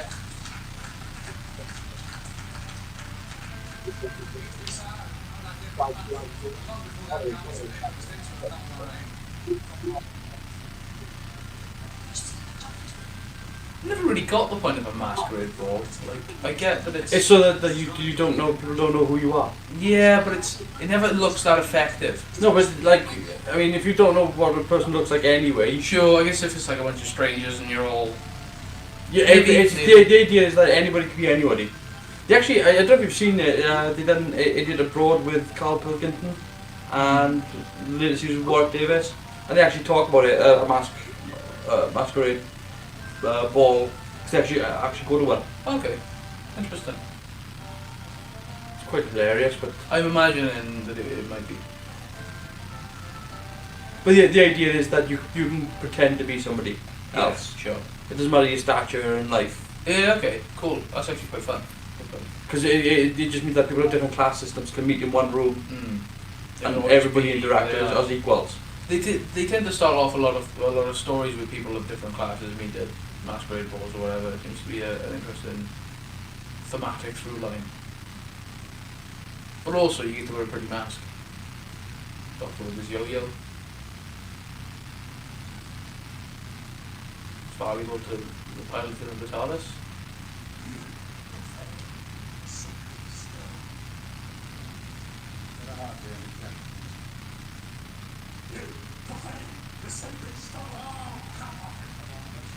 Zap him.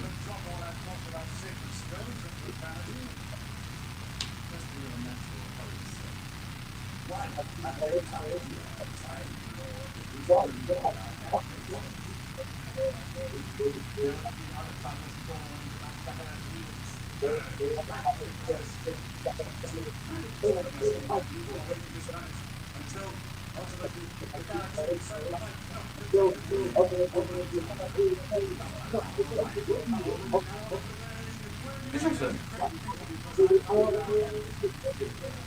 So he wants to destroy Earth because he thinks that one day Earth and the human race would be a threat because of our galaxy-faring ways.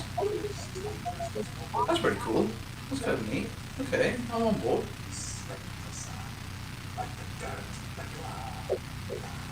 Whoa! Yes, that's cool. That's just a cool image. It's striking, isn't it? That's what I used for the thumbnail. It's a very good look.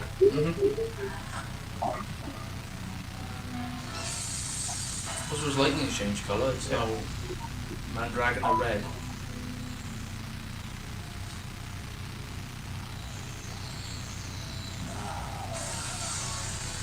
young Skywalker. You will die. No, he's got limited power. Aye. He has to do it, that's what he said earlier, he has to do it at this time, before the eclipse. Yeah, sure, yeah. It's taking clocks, good for stakes. Everything's good. I want a giant blue sky beam, though. At the end of this.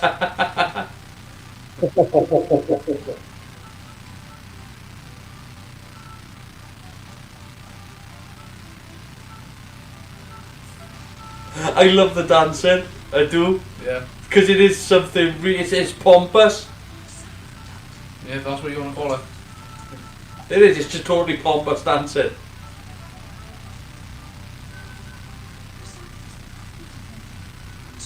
I couldn't believe it had been a traditional dance, like. Maybe, yeah. People with their tights too tight. It's Aslan. Or the Cowardly Lion, I can't tell.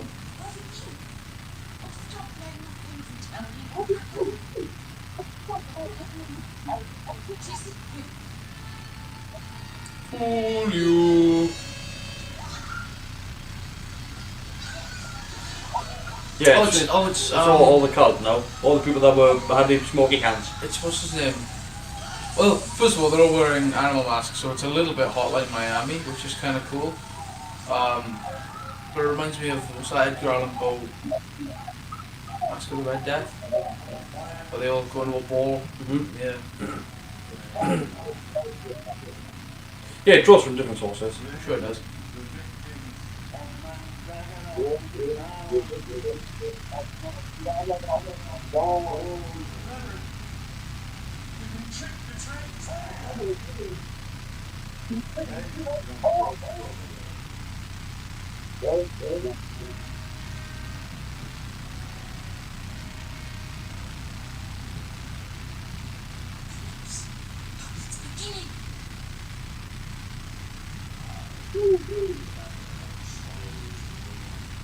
Now, as it was written, the power of Mandragora will flood the earth.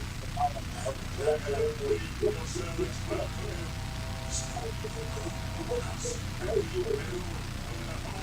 Okay, they're about to summon a giant thingy. This Mandragora character that everyone keeps talking about. Not going to end well. No.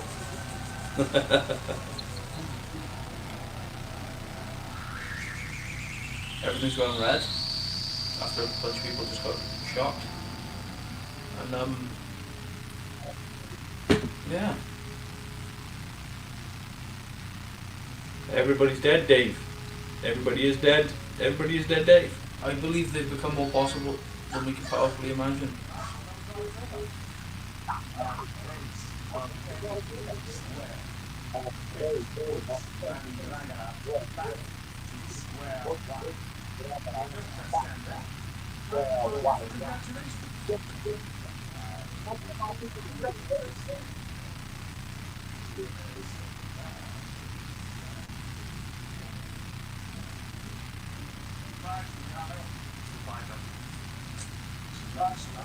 Thank you. What do you reckon, sir? It's a lot of music. It was nice. Yeah. I just didn't expect them to pull out a giant stick of salami. Just out of absolutely nowhere. Fair enough. Mm. Thanks for inviting me. Smashing.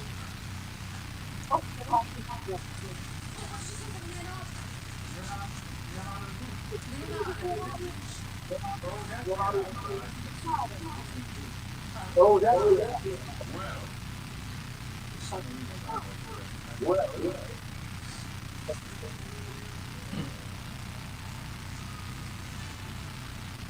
Poor Juliana. You so No, he won't. The constellation should try again, but I can't use it. just about the end of the 20th century. That's right. That wasn't just an exception. Huh.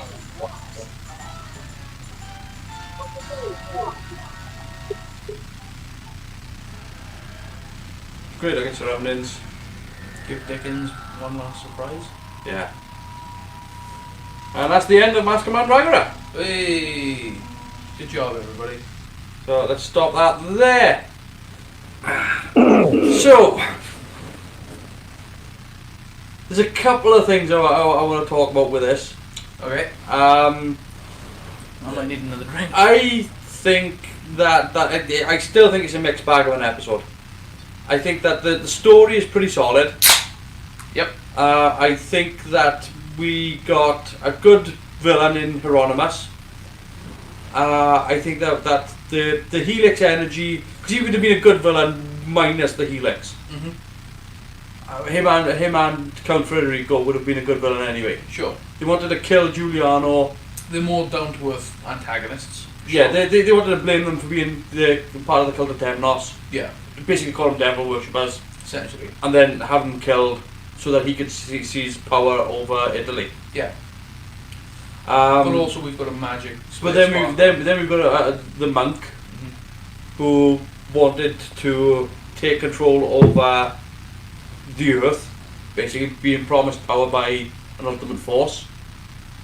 And at the same time, you've got again Giuliano, who is being more scientific. You've got his friend Marco as well, who is kind of a skeptic. You've got obviously Hieronymus being the more religious and the cult leader. Mm-hmm. Again, you throw in at odds with Count Federico as well. That's all really good stuff. The problems I've got come from the fact that nothing surprising happens in that story. Yeah, like if you get behind like the story to, you know, if you set aside all the production value issues, all of that, all the cosmetic stuff. Yeah, just focus on the story. It literally kind of just everything kind of goes how you expect it to. It doesn't really ramp up that much either. Yeah. It gets obviously a bit more culty towards the end, and then there's like some weird special effects thingy happens, and then the Doctor wins, and I'm like, okay, cool. See you next time on Doctor Who, I guess. Yeah. It's a bit kind of paint by numbers, but it's a bit also. It kind of lacks stakes, I think, for a long time. I don't think it lacks stakes. I think the stakes are spelled out. I think if it doesn't lack stakes, that's probably unfair. But I mean, they are kind of Because the stakes lower than I are expected. when the Doctor figures it out. Yeah, It's like, well, when the moon gets eclipsed, sure. the helix energy will come down, will give Hieronymus a massive amount of power. He can conquer the world, Yeah, and he's conquering the world at a time whereby there's no science, so there's nothing to combat it. sure. So, but that's one of the Doctor's arguments, is that science could combat it. Yeah. So that's You beat him another with a side. breastplate and some copper wire. This is my problem. There's things in this. Anyway, so sorry. Before we go any further, Chris, how do you enjoy Hello. Masque of Mandragora? Brace yourself. Yeah. I would rather watch that story than any of New Who. Valid. I'm Really? not trying to be funny about it. I prefer the writing that they used to do in the 70s. Because they didn't have the money and the special effects and everything like that, they put everything into the story. Whereas now it seems to be style over substance. Okay. I mean, I can see where you're coming from. Like as you point out, the priest was very Edgar Allan Poe. The story was very Hamlet. Yeah. It was a science versus religion type of story. So here's my problem with it. I think where this story could have improved is that we never got to see how powerful Hieronymus was. And really and truly, that should have been the third episode. Is that a limitation of? Yeah. I don't think it is. I think you need one example of like you need an Alderaan moment. Yes. Like here's what's on the line. Exactly. You know what I mean? And it should have come in the third episode, start of the third episode, whereby Hieronymus shows his display of power. Yeah. He doesn't never seem that powerful. Yeah, but though I will say, to be fair, kind of what I think to relate to what Chris was talking about there, but I think genuinely like when it's about the characters and the story, the people, it's very well written. Yeah. I think when it comes down to the human drama going on and the sort of political machinations of this person and and what you know, trying to take over and usurp this person, and I think that's very well done. And I think the actors give it all they got. I think they do a good job. Yeah. I mean, if we talk about the acting, we will talk about that in a second. But I mean, in general, I think. But when we're talking about political dynamics, Yeah. you've got the count that's trying to kill his nephew, who is the prince to the throne. Yeah. You've got the monk who wants to seize power for himself. Exactly. So you've got all these dynamics working against each other, and you've got at the same time then you've got his friend who's backing him up, who's like, you know, I don't really understand what you're on about, but I'm your friend, and therefore We'll fight together. yeah, we'll cover that. The Doctor gets dropped into this scenario, Yeah. and it's a scenario he created as well, because he brought the helix there himself. Yeah, exactly. So it's kind of, he can't leave because he created the situation, and but He's there was already a political situation happening. But he does have a moral obligation to kind Yeah. of I think I mean, Chris, I can understand where you're on with the particularly for that sort of writing, because it was actually, there was a drama going on before any of the helix stuff happened. So I get that. My problem with the villain though is literally that we don't get to see how powerful Hieronymus is. Yeah, true. And at the end of it all, by episode 4, there's not enough going on for the Doctor to really challenge him. Mm-hmm. And again, he gets a length of wire and a shield, and just that's it. Like that's the end of Hieronymus. Pretty much. I feel kind like of defeats him I pretty feel quick. like I could beat him with a gun. You know what I mean? I feel like if somebody Hieronymus, this immortal Again, sparkler god thing. but me this with a is part regular of gun. this is part of Tom Baker's Doctor though, in that Tom Baker won't kill. Yeah. Fourth Doctor won't kill, so therefore he lets the Mandragora helix kill itself. Yeah. Siphons itself off. Hoist with your own petard. So I can kind of see it that way, whereby he's trying to out clever the helix. Mm-hmm. There's a couple of things going on in this that I would say I would have done differently, which I think might have made it better. And when we talk about using special effects, you don't have to use a lot of special effects or visual effects to make somebody seem powerful. Yeah. Because he could just take his mask off and then have somebody just like turn it with all the blue crystalline burn to them. I think a lot of it as well comes down to framing and Yeah. blocking. Like I said in the first episode when we first see him, I was like, I wouldn't have revealed him yet coming down the corridor. Yeah, you wouldn't have past the you would Doctor. have kept his face hidden. I would have added like a piece of big grand thing. Like the Yeah. first time you see Darth Vader in Star Wars, just to bring, because for some reason all these robes, I think I've got Star Wars on my brain. But when Castle of the Smoke. when Darth Vader comes straight through in the ship, and it's just like, oh my god, what is that? It's like this big imposing black like figure. It's early on in the story, but the way he's shot, Yeah. it's like this guy means business. You know what I mean? When it comes to like the cult leader in this, it's like It's he's a a similar guy sort of He's a angle. guy walking down the corridor. And yeah, it's a similar sort of angle as well. Yeah. Just he comes through the door, Yeah. but it's just a But there's direct there's reveal. no fanfare, there's Yeah. no grandioseness to it. There's no music sting really. Yeah. It's just kind But of so one thing I would have done differently Yeah. is to have had Hieronymus be more powerful, yeah, sure. to actually display the power. But the other thing as well is that I would have had Marco be the other guy under the mask. Okay. You know when he's at the altar Yeah. and Hieronymus is talking to one of his cult followers? Mm-hmm. I would have had him be Marco underneath. Okay. Because, and this is how I would have done it, I would have had Marco be brainwashed while he was tortured. Yeah, interesting. Because then that actually Because he'd already trained with Sarah Jane. leads into that element of the story. Yeah, and it also kind of gives him more of a reason to gives him something to do. Gives him something to do, yeah, exactly, because it gives him something extra than... So than- yeah, I agree. That might have been Just and you wouldn't have necessarily killed Giuliano, but just a little wrinkle. just so that he would have been brainwashed by Hieronymus whilst being tortured. Mm-hmm.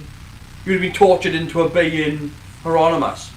Like, he only hypnotised Sarah Jane, so it was much more of an easy thing for the Doctor to break. I suppose. But if you torture Plus, the somebody... doctor knows hypnosis, but he knows how that stuff Yeah, works. but you brainwash somebody into obeying your orders, Yeah. and if it was Marco as well, because you would have made the dynamic between Marco and Giuliano a little bit more Interesting. awkward. Yeah, exactly. And I think that might have paid off, especially because of the turn back. Mhm. Do you know what I mean? Yeah. The redemption of Marco would have You been, might have had a nice little moment. and it might there have where- paid into helping the Doctor defeat Hieronymus, as opposed to just being zapped until he hit the floor and And then he's dead. yeah. Kind of what happened. I mean, let's be fair. Yeah, so I don't hate the story. Again, for me the story is just the end of the story. It ends a bit too abruptly. I'm not saying that it needed an extra part, because I don't think. I think 4 parts is the I think perfect. I think it could have used this third part better. It could have used the third. I think third that's act, what yeah, it is. Yeah. So yeah, and if you're going to talk about one thing that you mentioned earlier, was while watching it, the music did this no favours. Totally. I think if you give it a bit more of a bombastic score in places, even more of a sinister tone in other places. And when we talk about that as well, I know it's classic Who, Sure. but there are things happening in cinema at this moment in time, where things like Jaws and that are out in the cinema, where music is such an important part. Yeah. I mean the Jaws theme, for example. So it's not like this is an unknown element. Yeah. Well, music's been key in film for. Oh decades. yeah, but like they use the music in this as just for It feels drama. like it feels like standard paint by numbers Doctor Who soundtrack. yeah. To me, classic Who soundtrack. And to me, To be fair I've seen though, I mean, there is a massive difference between John Williams and an orchestra and Yeah. some bloke with Yeah. Casio in a Well, case. No. We're not disagreeing on that level at all. No. Nobody's saying these people are John Williams, but but I think that when there was an action scene going on, the music should have been action, not drama. you could kick a bit Yeah, of I'll give you belly. that. You know what I mean? So there's that, and I'm not trying to piss on the Mandragora effect. I will. It's naff. It's No, crap. because It's again bad. they were trying something different, Yeah. and I will give the cameraman props. Yeah, of course. Though. Because Look, I don't know how look. many times he must have recorded that shot, practiced and rehearsed it. But when that spark comes down and hits the water, and the practical effects are bubbling up the water Yeah. as it travels along, and then hits the stone and the stone Just explodes. sparks, pyro goes And off. for him to get that timing right, that's a lot of seriously. Yeah, of course it is. Look, I'm not knocking anybody who's worked on this. Okay, I'm not. I'm genuinely like fair enough, but I'll tell you something else I would have changed. Just one small thing I would have changed, right? I think after looking at it, and I'm not trying to look at it from a looking back at it point of view. sure. I'm trying to look at it from a production story point of view. Given that they'd already built the external parts of the demolished temple in the woods, I wouldn't have done the catacombs. Well, you just had them out in the woods. I would have been like Stonehenge. Yeah, actually, that would be quite cool. I would have been tempted to make it bigger, Yes. but yeah, I think that might have made it work a lot better. Because the catacombs just didn't gel with the rest of the production. Well, it kind of gelled with the wallpaper. It was kind of on sync with that, but yeah, I don't know. I think no, but I like seriously, like because when like you were saying earlier, if the rest of the production looked like that, Yeah, it wouldn't have been a problem. there were shots where it was. Yeah, so I was thinking basically either go full on sort of stage theatre style with it, or try and make it a serious drama. No, because there are examples of like Roman houses and things like that where the details are painted onto the wall Okay, as opposed to being in relief. sure. So there is that, but there's not really that sort of dualistic. I think a lot of it as well, it's not even the fact that it's the props. It is. Like the stage, the set dress and everything. Yeah. It is that. But at the end of the day, I feel like it needs a bit more confidence in the direction. I feel like it needs a bit more like, this thing needs to know what it's going for and just execute that. I think, yeah, but I think at the same time, like if we're talking about the execution of it, Sure. most of the time you're pulled into it because it looks fantastic. it does. That's the thing. It has a lot. It's because you get the one or two things The thing is, it's that pop you out. like I was actually I agree with you now after seeing it. Like I said to you earlier on, I was thinking. So what it is is that because the bar is set quite high, anytime it does drop, it kind of pulls you out of it because you are expecting it to be at that high quality. Yeah. Because it is a high quality.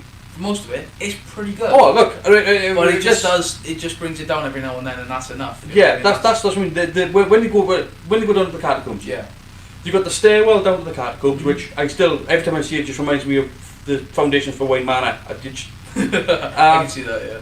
But when they come down those steps, Mm-hmm. they go from the exterior of shot, which is Port Merion. Yeah. They come down. They match in a similar style, so they got all the arches and all that, and which is great, which is brilliant. Mm-hmm. They're now back in London shooting in the BBC. They go in through the stone walls set that they've built for the steps, and suddenly they're in Foam Rock City. Yes. And all of a sudden you're bounced out of the show. Yeah, exactly. That's what I mean. And because it's such a high quality most of the time, Yeah. that drop is enough to be like my suspension of disbelief has been destroyed. And then Same with the Wibbly Sparkler effect. I mean, visual effects are visual effects. It's tricky because I understand they could have done other things. But yeah.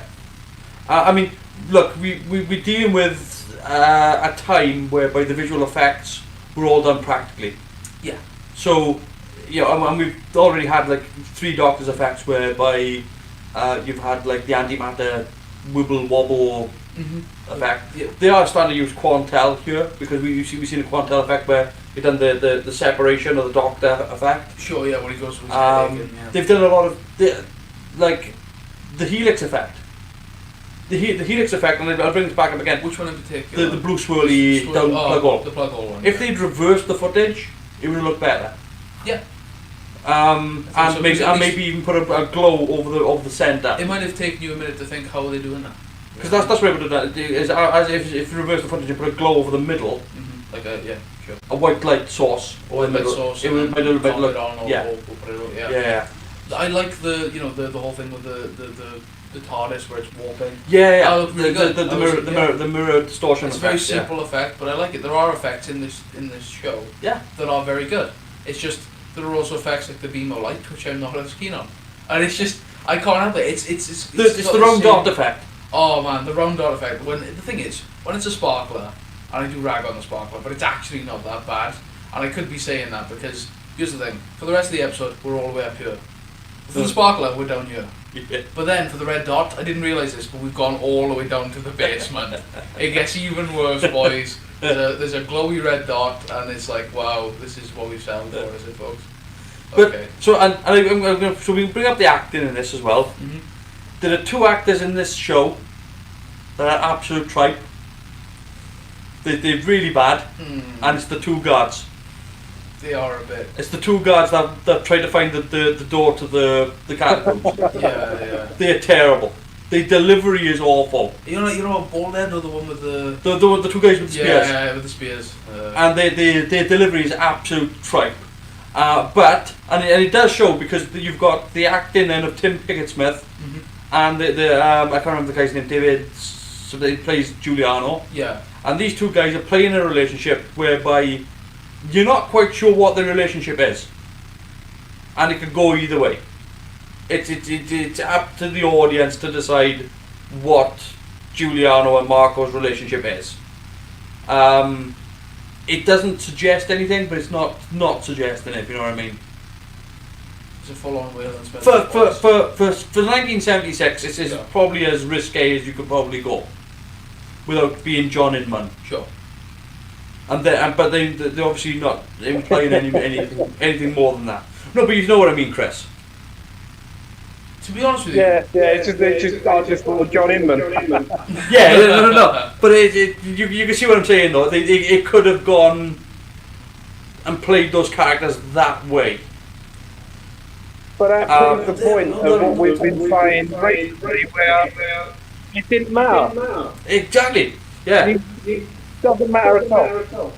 Yeah, and that's my point, is the fact that if you wanted to take it that these characters were in a relationship as opposed to just a friendship, you could. But at the same time, it's not key to the episode. Yeah. So why? So don't lean into it.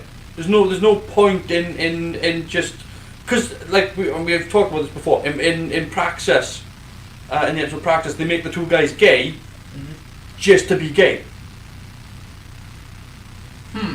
They Interesting. don't contribute to the story. They don't do anything other than they're on set just to be gay people. Whereas in this, they could be gay, but it doesn't matter because their sexuality and relationship has nothing to do with the story. Well, I guess it's the same when you have anybody who's in a relationship in a story. Like, if it's not really relevant. If to it's the not relevant to the you know. story, exactly. But that's Like, what I mean. like That's the big difference when you between. see a husband and wife or whatever in a story, you expect that to come into play at some part. You know. Yeah. It's like there's some character moment or something happens, and but you know, if it doesn't, then there's no real point. They're just generic characters. Yes. So it's the same with any other relationship. It's like if it doesn't matter, Why bring it up? yeah. And but I mean again, that's what this does pretty well is the fact that and they leave it ambiguous enough so you can sort of turn around and say were they or won't they?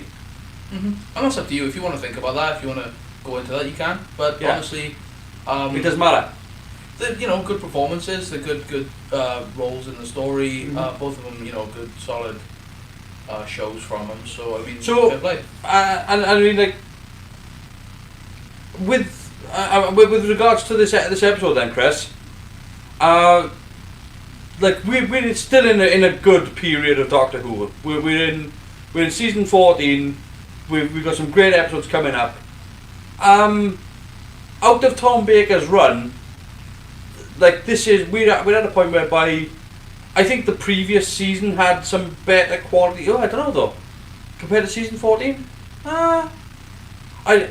Here's the thing. I'm currently starting to watch Keys of Time. And we've done Rewatch Operation and Pirate Planet. Yeah.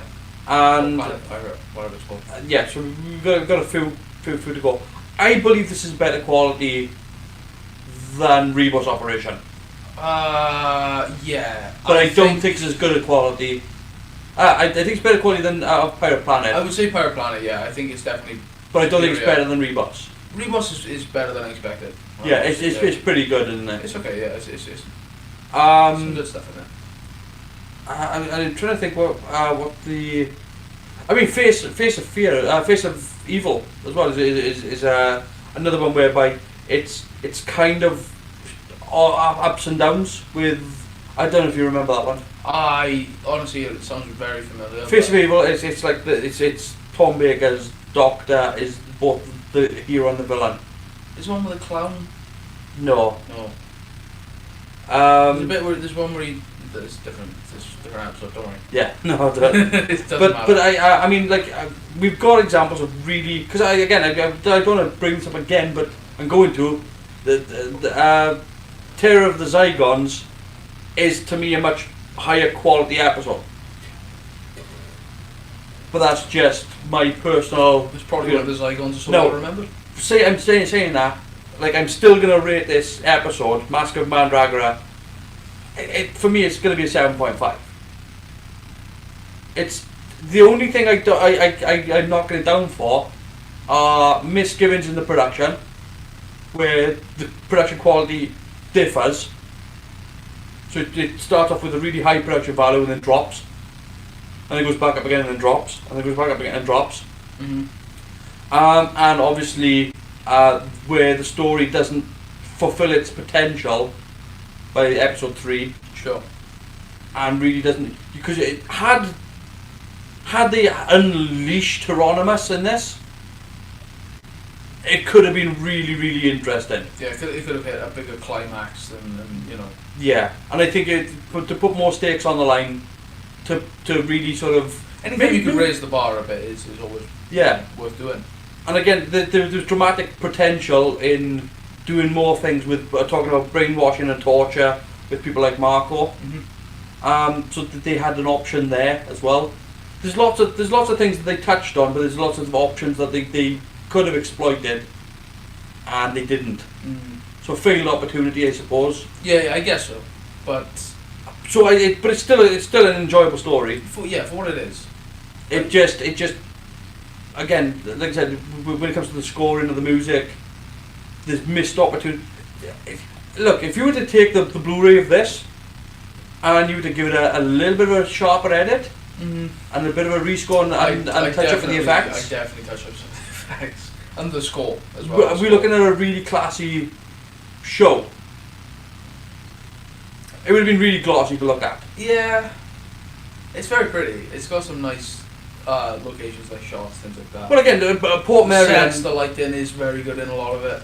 Port Merion is a fabulous, because you know as well. Yeah, for because sure. we were talking about locations in Italy. Mm-hmm. You know, recently I was looking at locations in Italy to shoot in. Yeah, for sure. So we know how close Port Merion came to. Yeah, it's pretty much, you know, I mean, if you didn't know, you'd have to be told.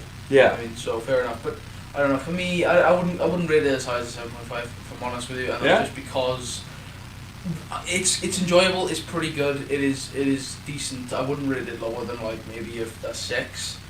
But like honestly, after listing off like all of these things that I wish were better. Yeah, but okay. It's one of those things where right. it's so good that it's nearly very good, but it just kind of is good for now. Yeah. And it's still good. Yeah, no, that's fair. I mean, Chris, where would you put this on your Doctor Who list of quality in episodes? I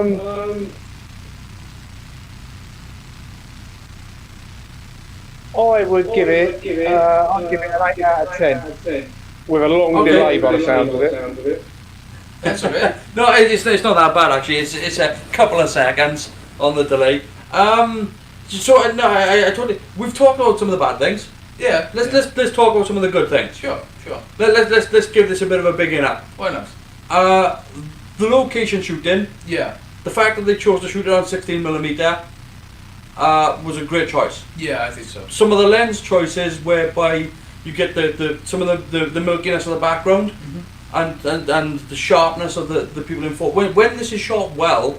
Yeah, no, I agree. When it looks amazing. When you see it in like the right lights, in the right like there are shots in this where even when they're in the studio spaces, when it's like you see, you know, it's kind of a darker background, but not necessarily the all black background. You know, that does look quite striking. There are shots where it looks like the background's like very nice. The set looks really nice in that lighting, and you know the 16mm is very high def, and it's all very very well shot. And you know that's even not taking into account the location itself, which is always shot very nice. Yep. There are even some sets that don't look awful. I will be right back, but I desperately need the toilet. He's off. He's gone forever. Try to yourself. I'm taking over this show now. Alright. Okay. So Chris, best episode ever, worst episode ever, what do you reckon? Best episode ever, Genesis of Daleks. Worst episode ever, all in the last series. All of the last year. See, that's the thing. I don't know Classic Who well enough to kind of know it by season. But I'll have to take your word for that one because, yeah, I love Genesis, but goddamn, I just don't know Classic Who well enough to be like, oh, I can write this whole season off. No, the season I'm writing off was the last one. I haven't seen it. I haven't seen it. I haven't seen have you not? No, I honestly, I kind of can't be bothered. I kind of got to the end of. I watched 11 and then I was like, nah, I can't be bothered with 12. And then whatever's happening with, is it season 13 on now or is it still 12? Well, they've just done 12, I think. Sure. So yeah, I can't. I've heard bad things about it, but I really don't care. To be honest with you, I just don't want to watch it. Which is maybe that's the worst I can say about it. What was that? We were just talking about best or worst Doctor Who ever. Well, yeah. Oh no, well, the worst is Bertie, but okay, fair enough. No, right. So I'd still rather watch 30 than Flying Cybermen than rubber bloody frogs. You know, no, nothing's gonna top that. I don't think that set a new low. But I want to talk about the good of this episode. Sure. On Masque of Mandragora. One of the other things I would say is I was done absolutely brilliantly. Was Hieronymus. That the simple nature of the purple cloak with the medallion, The outfit for the cult leader. yeah, and the mask, in his form, yeah, looks good. just such a striking figure. Simple, really done, but the purple made him stand out against everybody else in the production. Yeah. Like, there's not a single other person in this production that wears purple. Also, none of the set is purple. None of the, you know, he's pretty much the only purple thing on the He's screen. pretty much the only purple thing in the entire show. Exactly, so it kind of represents him in that way. You know what I mean? Everybody else is in softer colours. Again, as I mentioned, Sarah Jane, wearing more of girl next door kind of clothes as opposed to trousers and things. Everybody else is in more muted, autumny type colours. Whereas Hieronymus stands out because he's this striking purple figure with this gold mask. And the mask looks brilliant. I love it, yeah, I think it's really cool. I think it's probably, I'm surprised he hasn't stuck around or come back in any kind of way. It is weird when you've got... Even if it's a different actor, different character under the mask, I'm surprised that hasn't come back. I mean, again, given that, okay, it's called the Masque of Mandragora, as in mask as in ball. Sure, as opposed to Masque of Mask. Yeah. But there's no reason why Hieronymus' mask, because the Doctor even made mention of at the end that 500 years or so would be a problem because the helix energy would be able to build back up. Yeah, and apparently that went off without a hitch and everything's fine, folks. Don't worry about it. So maybe the mask was found by Jim Carrey. Oh, and somebody stopped him. So no, but it has the potential of that mask showing back up again. Yeah. I like that. I like the idea that it is a potential threat.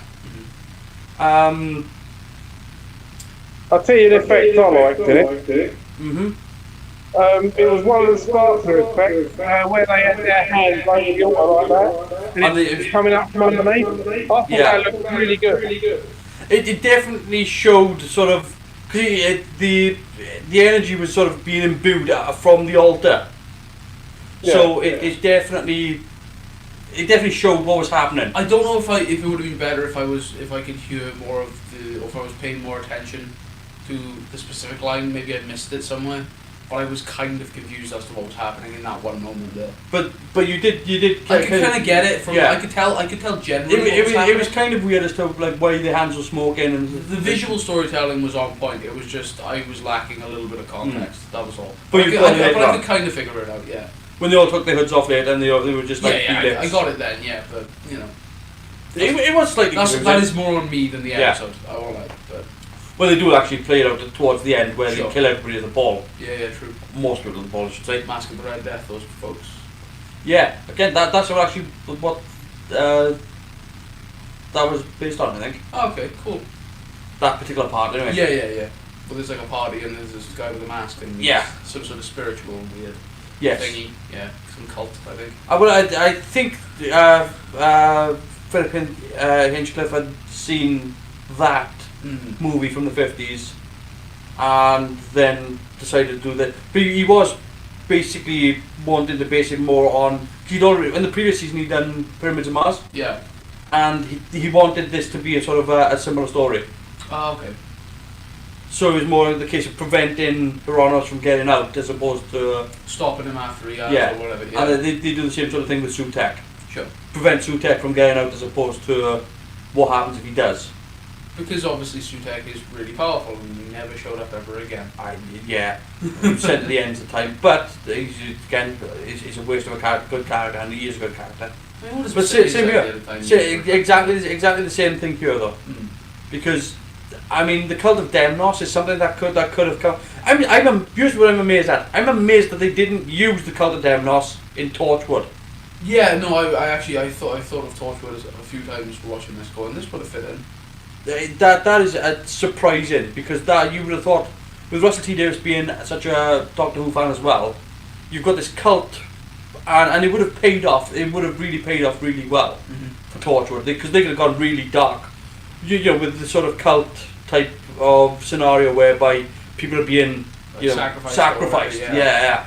So I think that would have worked really well for Torchwood. You know that bit where I was like, just break his neck or have a regular gun. Yeah. They would have in Torchwood. Yeah. They just would have. That's just but here's what would have been good with that. Yeah. Is that you raise the question of what happens if you just shot him. Yeah. And then, but they would have answered that question, and it would have been like, maybe nothing. Maybe you would just absorb the bullet. Who knows? you know, and But you can show it. but yeah. this is the problem with this particular. I have one no of the idea problems- how powerful this guy is. Yeah, you could have stabbed this guy with a sword, Yeah. and he could have just made the sword disintegrate. Or like Because we had a sword, electrify or we something. had a or- sword disintegrate in the earlier in the Yeah, episode. true, yeah, exactly. So, But I had no real. yeah. So again, level. let's not focus on what we. Yeah, What we we keep, do. but the problem is we kind of keep doing it, and that's Yeah, kind but- of where but- I'm at with so- this episode. But again, like I think. let's look at the positives here. Okay.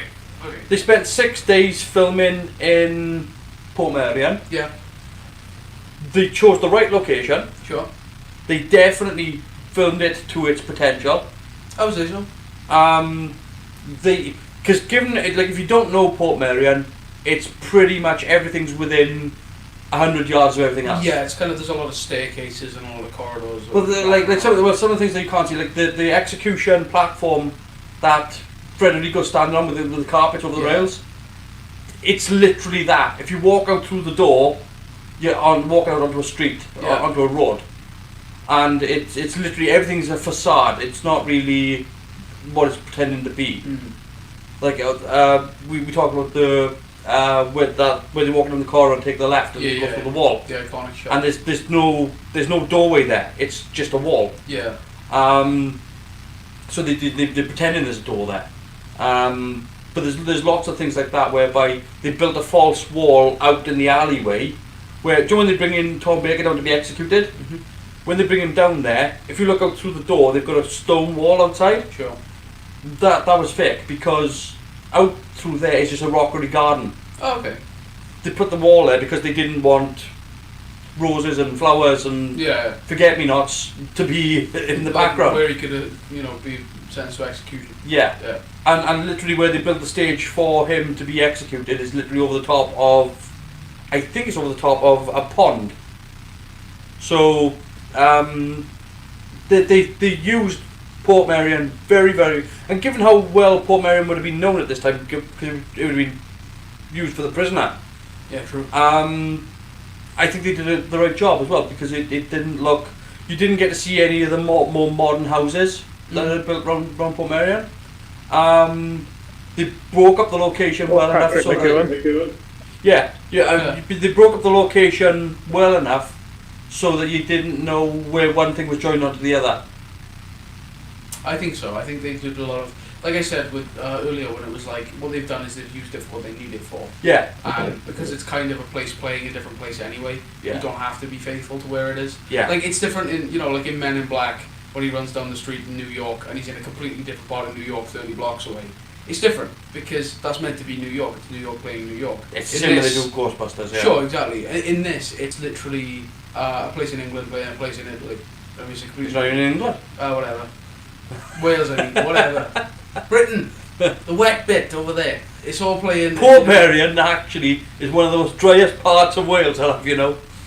That's not saying a lot. That's saying literally like what? It gets rain 90% of the time. Only 4 days a week. Yeah, exactly. But no, so that's one of the positives. I like the way they filmed it. I like I like the lens choices. A lot of the time it was 24mm to a 35mm choice. I don't think they went higher than a 35. I don't think they went over 50mm. I didn't notice any lens. There weren't any serious Yeah, I lens didn't see any aberrations. like wide lens or anything like that Yeah. going on. They didn't use anamorphic. They wouldn't have used No, anamorphic of for course, 16mm anyway. But But so I like the lens choices that they used. I thought most of the lighting worked really, really well. I thought they lit Federico very well because he was always being side lit. Mhm. Always. There's light hitting him from this side, light hitting him from that side. But it's never. it's always very dramatic. It's always dramatic lighting for Federico, particularly when you get to the sort of the dungeon scenes. Mhm. I thought it was done really, really well. Yeah, and it looked really good on him because the guy's got such an angular face. Yeah, absolutely. Yeah, and they made some really good choices there. I think the casting of this is really good as The well. cast was brilliant, Yeah. aside from 2 guards. Well, yeah, but they're getting paid in ham sandwiches. Come on. And so here's a little known fact as well. The stuntmen working on this Mhm. were staying in Portmeirion, right? Yeah. They were having parties and getting quite drunk. Yeah, like you do. And during the making of this, they brought in a lot of horses for them to ride for this opening scenes, and the horses they brought in weren't stunt horses. Okay. And one of the stuntmen got really pissed off with his horse and just jumped off in mid-scene and just let it run off. Fair enough. You just let off the horse. He just kept galloping and galloping. This bloody thing won't slow down. Yeah. And he was getting quite and he was galloping towards camera and he just jumped off and said, "You deal with it. I'm not having with that animal." and yeah, so there's a lot. But the other thing I want to pick up in this as well. Sure. 1976 sword stunt fighting. I can honestly say that the and BBC sword fighting as well. Given here's the thing, right? Okay. Don't just the sword fighting in this, because there's something happens in 1977 I have no idea between some bloke named Kenobi and Vader. Look, I have genuinely no idea what you're talking about. Anyway, it's faded. Yeah, look, I think the fight is fine. I just wish it was edited better. Look, But but that's right. it. So That's use the problem. I think the cut-ins are a bit weird and a bit. Yeah, but use the problem. Yeah. They didn't have enough time to train Tom Baker and the guy playing Giuliano to. I get that. I train understand stunt that. So the stuntmen have to do all the fighting. Yeah, for sure. So like when you cut in close, it's gonna be quick. I understand. You have to. And you have to do the best, other thing, then you have to hide the fact that the guy doing the sword fighting isn't Tom Baker. Yeah. It's stuntman in Hasselhoff wig and pretend to be Tom Baker. It's definitely Tom Baker all the time. And obviously, so the other stuntmen, they're doing their best not to injure the actors. When it was they did the It actors. was the 70s. Give him a poke. It's fine. And I think for the quality of the fight, the quality's not bad. Yeah, I'm not saying that it's awful. It's not the for what it is. It's not the Arrow worst thing I've Slim. ever seen. Yeah, but at the same time, I just It's not the this problem big is- aha. Yeah, exactly. I very well wish it could have been just a little bit tighter, just a little bit more, because it is very nearly good. But the other thing But as well, I it's- would say, I prefer that type of fighting Sure. over the crap that they do in the prequels. Yeah, of course, right. But like, look, it's a completely different kettle of fish. It's like for a sword fight on a TV show, it's a bit, But for a sword fight that came out on the time that it did with the BBC, especially. At least it looked like they were going with his head. Oh, look! I completely sold that a sword fight is happening. I get that. I was completely on board with that. It's just the fact that like, it's a bit jumpy. It's a bit, I don't know. Maybe I'm expecting too much out of it. You're not going to get high violence out of it. No, I'm not looking for high violence or anything. I'm just looking for just something maybe a bit more like Doctor and the Master, maybe, or like. I mean, you kind of did, but I mean, again, you that's what can't fight's better than I drag remember. you can't drag that sort of fight out without any story. And there was no story. The story was trying to kill Giuliano. Yeah. And otherwise, like as good as it would have been to have had a continual sword fight, Yeah. you'd have needed to have forwarded the story as well, because you've only got 22 minutes to play with. Look, here's the thing. I think if you can't do the sword fight, don't do the sword fight. They could do it. They kind of. They did do it. I saw it. They. Chris, you saw the sword fight, didn't you? Oh, he's frozen. I did. There was definitely a sword fight happening. I mean, Yeah. you can call it a sword fight if you want. It was. I think it's perfectly viable. I think it's a perfectly. Maybe might just have to agree to disagree on this one, which is fair. I don't know how many sword fights you've been in, but you don't want to get hit by a sword. Oh no, I understand that general concept, but no, I don't know. It wasn't for me. I think Doctor Who, especially Tom Baker, like that era Doctor Who, if you're gonna do action, do the kind of action that you're good at. Oh Don't no! do You see big fight this? scenes. Let's be honest, right? That sword fight was better than anything that Disney has put in Star Wars film. And I use the word Star Wars very loosely. Oh, Yeah, no, you're right. I would take that sword fight over the bloody what's it called? The Last Jedi fight. oh, the one in the throne room. The or the throne one- room where everything catches on fire.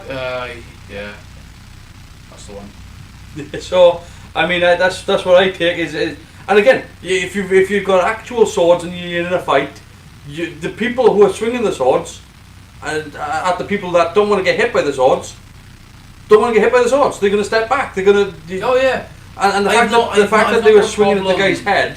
I've not got a problem with the choreography. I've got a problem with the way it's put together.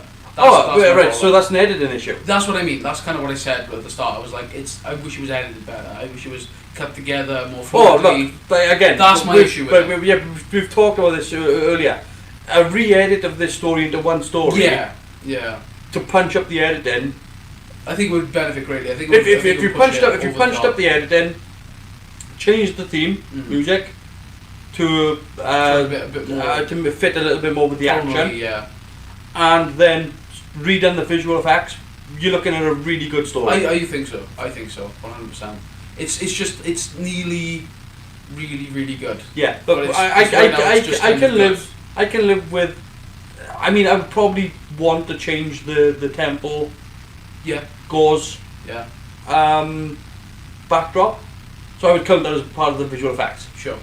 That's doable. Yeah, And of course it is. Given how I showed you the show reel where they had to do all the rotoscoping. Yeah, if you're gonna roto like a bunch of actors Yeah. out, like they don't even need a green screen behind them. Just chuck in a whatever temple. Yeah. backlot, But you could punch it up a little bit. Yeah, of course you can. With a so do that, and you've got a much better looking story anyway. Mm-hmm. The story itself is solid enough with enough going on. It's just a bit predictable, I think so, but you know what? and I think I don't really know. Have you got anything else to contribute, Chris? Well, I mean, there's a lot of that I did enjoy. I kind of agree with all the points that we've raised. But for me, the story is paramount in the old film because they just didn't have the money to make the sets look as good as we'd like to see them. And Yeah, Yeah, they but could've then done but music use my point though about that is the fact that they didn't change the sets from earlier on in the show. They just shot them differently, and that didn't come down to budget. That came down to the fact that the director was going step back and take 10 feet back with the camera. Yeah, I think if it had a more confident direction, if it had people going, look, don't get that close to that wall because we can't show that wall that close, or if it had, honestly, I think if it could do with another draft, if you punched up the story a bit to make the stakes a bit higher, and in the darkest hour, There wasn't a dark stuff though. exactly, that's what I mean. If in that what do they call the During the eclipse, like. yeah, the big oh no, everything's gone wrong moment. It didn't feel hard hitting enough for me. I think leaving the visuals out of it, because honestly, all of Classic Who is a bit like I that. tell you what I might have done, which might have had a bit more of an impact. You know when they do the mask scene, they kill almost everybody at the same time. Yeah, What if they'd done it so that they killed them one at a time?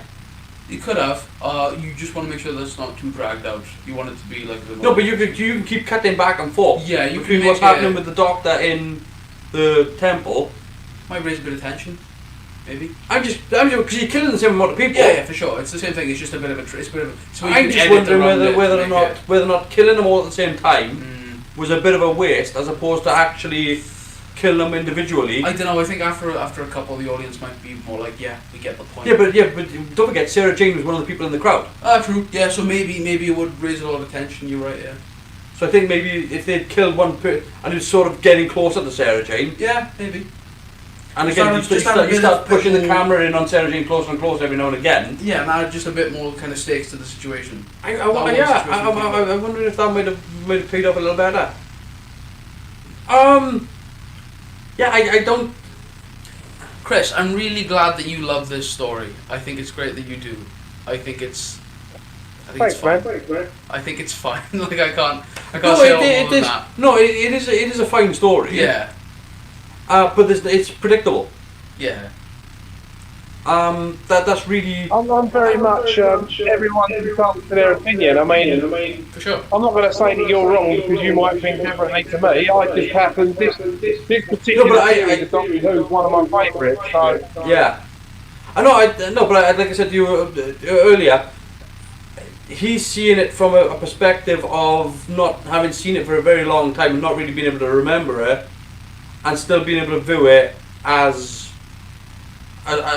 seeing it as an original story. Fresh eyes on that. And my point is that I think that I can point to better examples of Tom Baker's era, whereby this sort of story, again, we're just pointing to the Pyramids of Mars as an example of this exact sort of story setup. Because again, this was a clone for Pyramids of Mars. It was Philip Hinchcliffe trying to do the same type of story twice. Sure. It literally was. Do you know, there are things I like in this better than Pyramids of Mars, Yeah. and there's an execution that's done in Pyramids of Mars which I think is done better than this. Sure. So, So somewhere between the two of them, we have the perfect Tom Baker episode. If you chuck in Genesis of the Daleks in there as well, maybe. Anyway, yeah. we've done Genesis. Yeah, sure. Yeah, I don't really know what else to add, really. I think we've covered it all. I mean, we've covered the Newbury box. Well, now we've got you fully on, without delay, Chris, or without much of a delay. Can we talk a little bit about the secondary console room? Yeah, I like it. Thanks, Chris. No, right. I want to talk about the secondary console room because, Yeah. again, this was a console room that the producer said he wanted because he wanted it smaller than, because the original console room took up too much space, Interesting. and he decided that he wanted a smaller room, and this was Barry Newbury, and he wanted much more of a 20,000 Leagues Under the Sea Like submarine kind of vibe to the, well, just a Captain Nemo vibe to the to the set. So you mentioned it earlier that it was very much the precursor to the Paul McGann Seems like it anyway. TARDIS. It's the only other one. Yeah. All the others don't gel the They're same. either white or they're a completely unique design. Yeah. Whereas those two are the only two that These- are kind of these two churchy, really- cathedral-y, stained glass windows and wood and, ornate pieces. Yeah, it's kind of like the Paul McGann one is this room on a budget. Yeah, kind of. It wouldn't Um, surprise me if canonically that's what it is, although I know that obviously it's not. That's what the TARDIS does, it changes. Yeah, but if you've got other console rooms that are archived, Yeah, maybe. there's no reason why you can't have a secondary console room that's archived. Well, no, I mean, if you look at the history right back to the first episode Doctor in '63, they've always been very, very similar. Although the centre consoles changed slightly for some reason or whatever. This was a complete departure. Even though you could still tell it was a TARDIS, it was a complete departure. And when I was watching these three for the first time, as an adult, I love the fact that they changed it and really picked it up. I mean, going from white to brown is a huge jump anyway. Yeah. And I like the fact that they kept the roundels on the walls. Yeah, the and tiny elements they kept. yeah, the things, even though the roundels fall into a different alignment, Sure. because on the TARDIS the roundels are always out of alignment like that, Yeah, whereas whereas in they're side by side. these are side by side. Yeah, but now and then you get like a stained glass roundel, which Yeah. is interesting. Yeah. Where they've kind of done a tweak to it. But I like what My- you said, but there, it's interesting that technically speaking, if you think about it, this is the first TARDIS that doesn't look like the TARDIS. It's the first time they've changed it. So I'm gonna Don't cushion me or anything Yeah, like that. no, Don't do nothing like that. Because technically there speaking, were two. within the show, Outside within of the show. you got white TARDIS, white TARDIS, brown TARDIS. Yeah. You know what I mean? Yeah, but I mean, we're talking about that is the Peter Cushing. Yeah, but whatever. I mean, nobody cares about the Peter Cushing Doctor. Come on. All right, But Peter Cushing one was better from the outside. Oh. Okay. Yeah, I love it. But the only thing I really don't like Sure. with the secondary console, it's the only thing I don't like, console. Yeah, kind of. It is a bit stubby and a bit weird. It's just this It's this weird box thing. thing with a mirror, a shaving mirror on top. I don't mind the shaving mirror. Yeah, there's nothing going up and down. There's no There's central nothing to it. time road I there. think if you maybe took, it wouldn't necessarily need to be bigger because the set's smaller. I get that. But just have buttons on it. like clicky buttons. There's, Maybe a time roller. but this is the thing. That's all you There's need. only a couple of panels with buttons. It could even be just Some of the gold other levers. panels are just like glove boxes. Yeah, but it could literally just be like some gold switches to put in Yeah. with a wood and gold aesthetic. That's my. If you give it a proper console Mm. or a slightly bigger console, Mm. I would be absolutely on board and loving it. Sure. It's my gripe with the set. Mm-hmm. It's my only gripe with the set. Considering it's the centre console, though, Yeah. it might be a fairly decent and well justified gripe with the set. You know So what in I that mean? It is the case, centrepiece. Darwin, what do you reckon then? That console or the Dead Spider? Oh. So I take that console room. I take that console room No, over. why are? The answer is the new one, because at least it's bigger and there's something to look at. There's stuff going on. Oh. It's not as boring and kind of dull and small and I get that it's not fair to compare the two, really. But even though the new one looks like a toy, it still looks like it could be fun. I don't know. Oh, I don't know. Toys are The fun. new one to me looks like a collection of dried turds that have been lit and especially laid out. Yeah. Whereas Yeah. this one looks like if IKEA did a TARDIS, it's Yeah. lovely and neat and tidy. Maybe. It's too. There's not enough on that console going on for me. I take the Paul McGann TARDIS every time. That's what I'll say. I know it's technically not. If you gave us because the Paul McGann console isn't that big. I really like it though. I like it's obviously- It's got the console, but if Yeah. it's actually got a table around the console. yeah, it does. Yeah, you're right. So it's not actually that big of a console. No. So if you were But to it take, does have the glass tube that goes all the way up, Yeah. which is the new thing for that TARDIS. Yeah.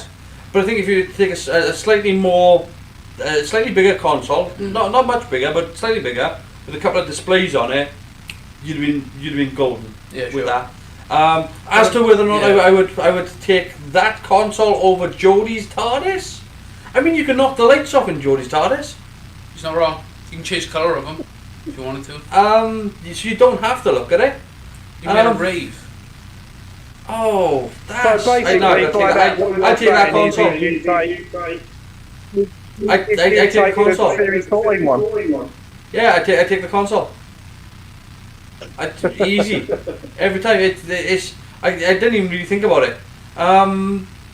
I think Jodie's one's better, but that's just me. It's not. People don't like it, I know, and I know that I don't really love it either. I prefer the Capaldi one. Obviously, it's way better. But If at the you end of the didn't day, like the Capaldi one over that, there's something mentally wrong with you. well, we all knew that was the case. So I mean, anyway, point is, it No. looks a bit weird, but at least it's Look, kind of different. look. Here's the thing, right? I understand that they wanted to go in a different direction to the Peter Capaldi Yeah. TARDIS. They did. It just ended up with Joe Martin's TARDIS. It looks fine. It looks The Roof okay. Doctor TARDIS is amazing, Yeah. but they Shouldn't have been a just police took. box, by the way. Yeah, let's not go there. There's too many things to talk about. Let's stick to Masque of Mandragora. Sure. That Right, then. secondary console room, there's a couple of things I would have done a little bit differently. Yeah. Aside from that, it looks great. It's a fabulous compare. And bear in mind, we're talking about comparing it to things like the John Pertwee washing up bowl TARDIS, which was just a complete misstep, or the plain roundels where it's just literally backed with paper. See, I agree with you, but the problem I have with it, Or- it's like saying, oh, this character would be really great if only they had a head. You know what I mean? Like it's a pretty important feature to have. It's like this car's great, except the bonnet's completely missing and the front end's gone. No, but like I'm You know what I mean? looking stylistically. Yeah, I If like you- the vibe. I like the. Here's what it's here's going where for. here's where I think that it might have worked a little bit better. Mm. I think it suited more John Pertwee with the smoking jacket than it does Tom It's a bit Baker. more sophisticated, where Tom's a bit. It's more of a gentleman's It club. was good that one of John's shirts in there. Yeah, exactly. and There's the a nice recorder. reference. Yeah, the Troughton recorder as well. But it's much more of a gentleman's club styled. It's like a lounge. Like It's kind of like, you know, the start of H.G. Wells' the Time Machine, sure. where he's at the gentleman's club. It's kind of that. I think I agree with you, but at the same time, I also think it's still by itself. It's the console is what lets it down for me, and that's Yeah. it's a bit of a hang up, but it's one of those things. I wish it. Clearly, it's too much of a bother for me to enjoy it as much as I'd like to. Yeah, it's a niggle. No, for me it's too big. For me it's too big an area to overlook, which is a shame because I do like it. I do like And I really like it, so we're really split on this one. But that's why I prefer the McGann one, because it's what this thing tried to do, but it's done right. No, you see, here's the thing. For the similar sort of reason, I don't like the McGann one. Why? Because I don't like the fact that all his stuff is in one room. No, he's got other rooms. No, he hasn't. Most It's all in one room. Most of Doctor Who is like its stuff's in the same room. It's like it's No, a constant room. no. There are other rooms off the TARDIS. But you never see them. Yeah, you do. Not really. Yeah, you do. Not really. Of course you do. Nah. not Chris, most of the I'm time. sorry. I don't want to sort of, intercede in a father-son argument, but you do. You do see them sometimes, but most of the time Doctor Who is just So, at the so wait a console minute, room. hold on a minute, yes. But what my point is that there are other rooms to the TARDIS. Yeah, of course there are. But you see In other the rooms Paul, in the TARDIS in the Paul McGann. No, you don't. You see the Harmony room? You see the one room. Yeah. So Yeah. the room in the TARDIS. But all his other stuff is in one room. Yeah. He's got his conservatory in the console room. He's got his library in the console room. He's got his bedroom in the console room. Fair enough. He's got his lounge in the console room. Yeah. Whereas, for that reason, I'm not. I would just the console room's the console room. Yeah, makes sense. You know, So everything Tom Baker's else. TARDIS is like a big mansion house. Yeah, Paul McGann is a bedsit. yeah. He's It's like got an apartment, it's his yeah. studio apartment. Yeah. Fair enough. No, you got me there. I think it's the general sort of vibe is a bit more grandiose. It and a is. bit Look, more- they've made a bigger room. Yeah. Unfortunately, everything's done with curtains. Yeah, true. So you take 2 steps back and there's no. It's all done with green curtains hanging from the ceiling as opposed to actual walls. Yeah. So I think like that's why I'm not keen on the McGann TARDIS Okay. as opposed to I say the McCoy TARDIS because it's his TARDIS before McGann's. It's the only True. TARDIS McGann ever had, and Yeah, but- McCoy already has one. Let him have this but one. it was Just it was, let it him was have McCoy's. this one. McCoy. Who was in the film at the start? Who started with that room? Look, he already has a TARDIS. Give it to McGann. Come on, he deserves it. He does deserve He it. deserves it. And he deserves his own show. And they could do an 8th Doctor series, and I'd be happy with it. Even if it was just one season, and I'd be loving it. And it'd be brilliant, and it'd be fantastic. They're not going to do it. Let it go. It's McCoy's TARDIS. He's right. He's right. So, I hate it. so but yeah, I mean that's for the same reason that I like this TARDIS. I don't like McGann's. Sure. Okay, makes a lot of sense. Because because at least when they're walking around as well, so he's just- showing them different It's rooms. a lot more practical. It's a lot more. Well, at the start of the episode, he's literally showing Sarah Jane, this is my boot cupboard. yeah. So this is that for me is why this room works and McGann's doesn't. Sure. McGann's looks bigger, but bigger just is bigger. Bigger is like better, I think. No. Oh. If it had been better, I would have said it was better, but not. But it's just bigger. Just bigger. Oh, I follow you now. Okay. It's gone from being able to park a car in a garage to park a car in a Tesco car park. So it's better. It's just bigger. Oh, it's bigger. You get wet in Oh, the Tesco car park. You do. Right, see now, if you had a pair of socks, and one was the Okay. right size for your foot, and one was really, really much bigger, that'd be a useless pair of socks, you see? Yes. See? So is it? So it's better. No, the one that fits is better. The big one's rubbish. Yeah. So it's bigger. I'm And not well. following any of this. This is crazy. If it's too talk. big, it's a sleeping bag. Okay. Alright, well, I don't know, moving on from McGann's TARDIS, I So suppose. I think we've covered pretty much everything for Masque of Mandragora. I feel like it, but I'm not sure there's anything more we've got to say on this. Again, for me, roller coaster of a production values, ranges from absolutely excellent to that's laughable. Yep. We've got the hokey cokey. We got wobbly set walls. Yeah. We got foam rocks. We got backlit gauze temples. Mm-hmm. And we got stunning scenery with amazing acting. Yeah. Some fantastic dialogue. Some brilliant bits of drama. It's all just mixed into this. It's basically classic Doctor Who. Yeah, If you've ever seen classic Doctor, it's that. yeah, it's got its vibe. Yeah. And I think that's pretty much all we can say about that. We're nearly 3 hours into this broadcast. We got like 5 minutes we can talk about something else, which I showed you earlier, which is on September the 14th. We get a new Patrick Troughton episode. Yes. Ooh, Fury which one from is the it Deep. this time? It's an animated movie. Yeah. It's kind of like they're going for a swamp thing. It's Fury from the Deep. It's on Blu-ray. You've seen the trailer? It's out. Looks interesting. It does look good. It's one of the missing episodes. There aren't that many of Troughton's missing left missing now. Oh really?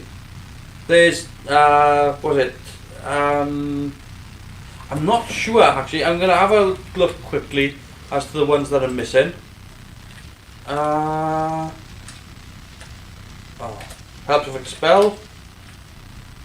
Doctor Who. Episode. Sort of, yeah. Episode guide.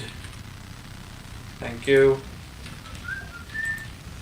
So a quick look, because given that they've animated several, so Power of the Daleks is already out on Blu-ray as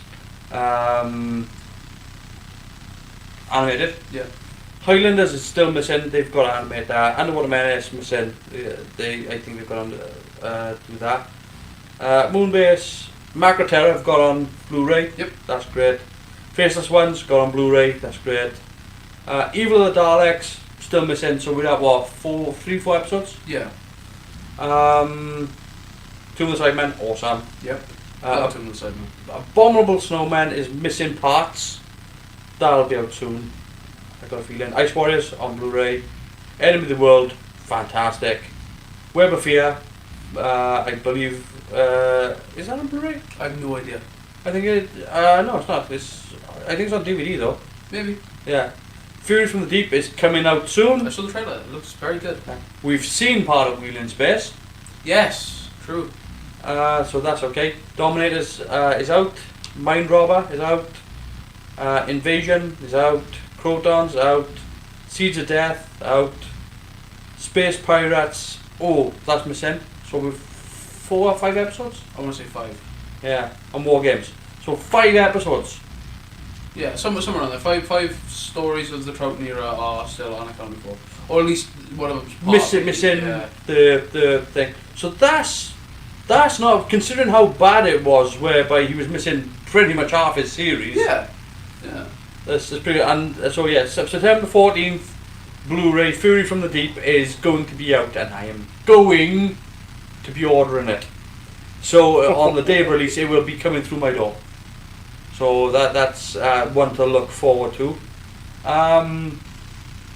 Any other Doctor Who stuff going on?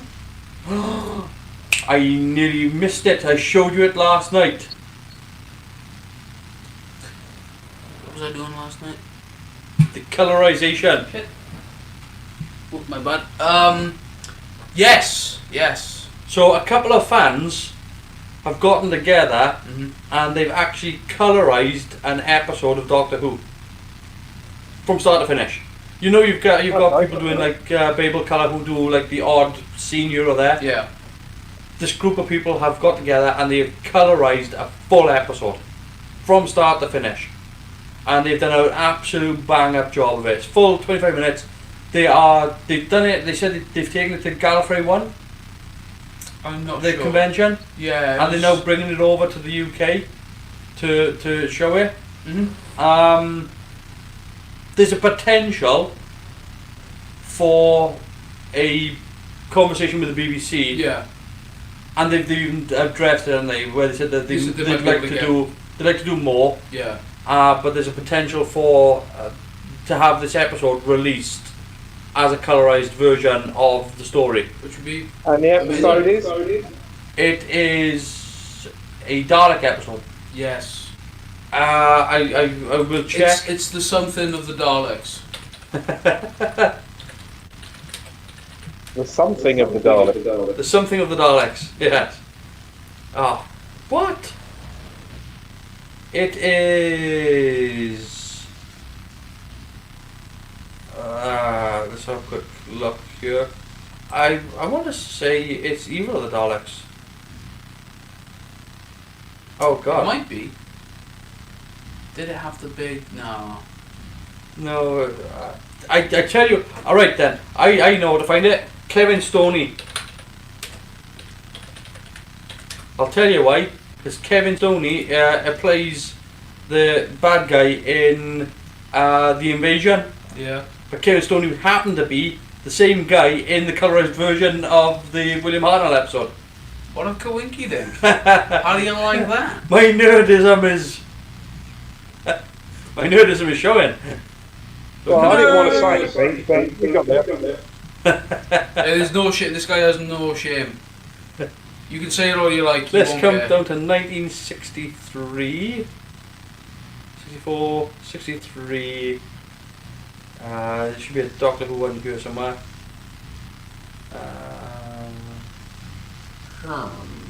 So, yeah. Keep an eye out for Doctor Who. You can try in 64. They might have put it in 66 Why? because he was in The Invasion. Aye. So they might have put his Doctor Who ones together. And the prisoner. Invasion was 68, 67. 69? What? He wasn't even in Doctor Who at all. Yeah, I think he bloody well was, I think- unless they put it in 2017 Oh well, for release. because home they release. got released on 2006. It would have been. No, he's That's the 90s. You're still in the 80s. Well, that's gone well. This is it's gone completely wrong. it's Everything's rather falling strange apart. because there he is in Doctor Who. Yeah. If you click on the picture, does it tell you what he's in? Like what the photograph was taken for? No, he's got it put there.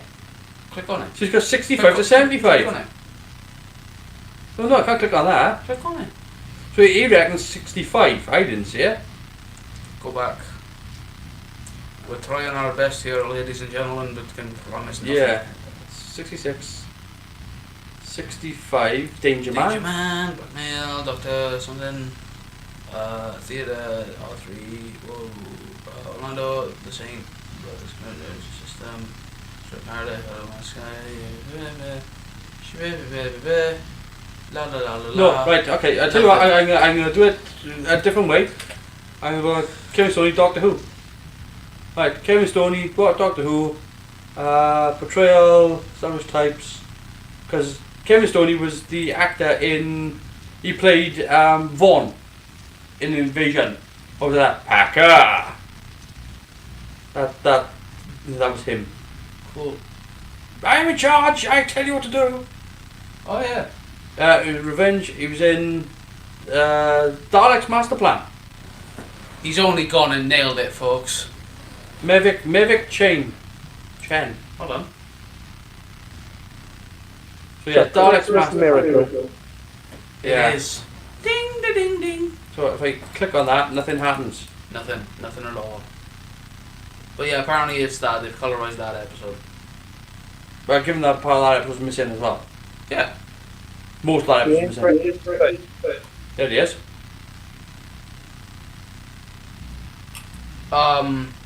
I have questions. You can ask My questions. question Guardian of the Solar System. is, Succeeded. what are we doing next week? Well, Good next question, week is another season 14 episode. Because we're going Right, to we're do. carrying on and we're doing the Hand of Fear. Yeah, Then that is Is Sarah Hand Jane's last regular episode yeah, that's where she until lives. the utterly brilliant K9 and Company and until school union. Yeah. But she Sarah Jane gets her own show. Which is technically a follow-on from School K9 Union Company. and So, Yeah. yeah, Masque of Mandragora, Hand of Fear, Deadly Assassin. I like that one, actually, to be fair. Deadly Assassin. I like that one as well. Yeah, Face of Evil, which is the one after that. And that's the That's introduction the one of in Legion, I Nintendo, believe. where that's Tom Baker. Yeah. Robots of Death, and the Talons of Wen Chang. Oh, the Talons of Wen Chang. Nothing wrong with that. Oh, the Talons of Wen Chang. There's nothing wrong with it. There's nothing wrong with it.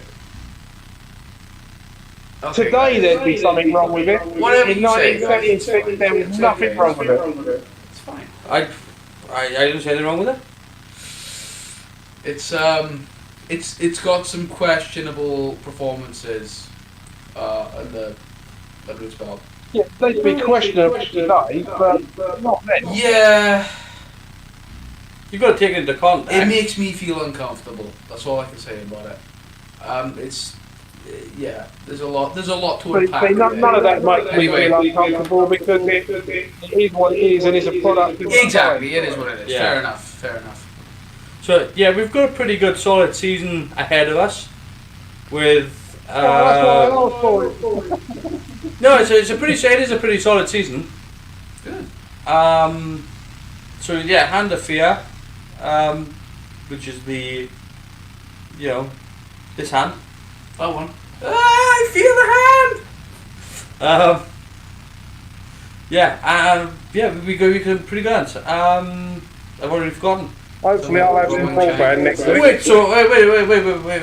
Face of Evil. Robots of Death. Oh dear! I just realised which one Face of Evil is. So in between Face of Evil and Hand of Fear, we've got the Deadly Assassin. Assassin, yeah. Yes. So Yeah. following the Deadly Assassin, Mm-hmm. they decided when they were going to do Face of Evil that they wanted to do a different companion for the Doctor. Yeah. Yeah, they did. Totally different to Sarah Jane. Oh yeah. Totally Just send the different. night leader. Louise Jameson in a very, very small leatherette dress. Oh no, that's going to be a shame to watch. It's absolutely disgusting. Look, it was a product of its time. Despicable. I can't wait. You good. Good way to put it. Well done. The face of evil, honoured by the box of pigeon. And that's where we leave it. Well, guess. I mean, let's be honest here, right? Hang a sec. So like, Louise. No, that's not how you spell it. But never mind. Louise Jameson. Images. It's not actually that related, really. No, I'm just, let's open image in new tab. There we go. Let's just, You Who fans are evil. well, Sinful. so yeah, No. open image in new tab. This should just be the image by itself. There we go. Let's close that. So we don't need that. And let's close that. We don't need that. I mean, all I'm saying is that, when it comes to Face of Evil, let's go back. We've got this to look forward to. I mean, Try to nothing wrong contain with that, yourselves, is there? gentlemen. No, exactly. To deprive her of being able to wear a very short skirt like that and to show her sex would be sexist. It would be sexist. To say that she couldn't wear it would be an absolute crime. I mean, she doesn't look like she's not enjoying the pose. Yeah, exactly. If we said she couldn't wear it, she would be fighting for her rights to wear it. Yeah, and I mean, This wasn't you nice. can look at it. You can look at it whichever way you want, call people sexist or whatever. But And just so you know, she's a beautiful woman, and why not? She was very lovely. and just so you know, when she left the show, there was a bit of a protest. Of course it was. None of them were 10 years old, No, of course not. and there was actually a Save Our Leela campaign. Oh. So, but that's still to come. So A little bit of a tease. Next The, time the, on the thing is, stream. lads, right? The thing is, if people want to complain about that, like if you get a comment complaining about being sexist or whatever, I can guarantee you anyone that complains about that is the exact same sort of person that watches people in swimsuits on Love Island and crap like that. Yeah. yeah. But no, you At can't. least that Look, bit of the story. I mean, she was insistent that she had a flap to cover her bum. But that was about it. That's all she insisted on. Everything else she was perfectly fine with. And so am I. And I've never ever heard Louise Jameson badmouth the programme. No, not ever. Not once. She had no problems with the costume at all. She just said, the only thing I've heard her say is that she wished she had done it, she had gotten used to it earlier on. Because it more stunned Tom Baker than anybody else. Because he wasn't expecting it. And apparently it did take a while for Tom Baker to come around to The idea of it, yeah. She did have another costume later on where she was wearing more of a white dress type of motif. But that's not as good. But no, because the other thing as well is the fact that they were supposed to be a planet of savages, Yeah, of course. and so really and truly they were kind of there was makeup tests for Leela. You think that if anybody thinks that's shocking, they should see the makeup tests. Because I'm saying that right now, you think Tanza went to Chiang was pretty bad. Oh my god. Maybe that's something best saved for the I for will the big show one. when we come off air. I will show you. Okay. I'll get to see it and then they can. Oh my god. So anyway, I think that's us done for the evening. I think It is now. we're good night. Picture. Yeah. So yeah. Take care, night, and everybody. we shall see you next week. Well, you won't be here. I will probably not be here, but I'll be around eventually, Yeah. you know. Um, Special guest. So nice to see you again, mate. Yeah, you too, Chris. But you. So next week we are doing Hand of Fear. Have fun. Hand of fear. Yeah, that's great. Excellent. So that's us done for another week. A bit more Doctor Who. Take care, guys. Good night. Don't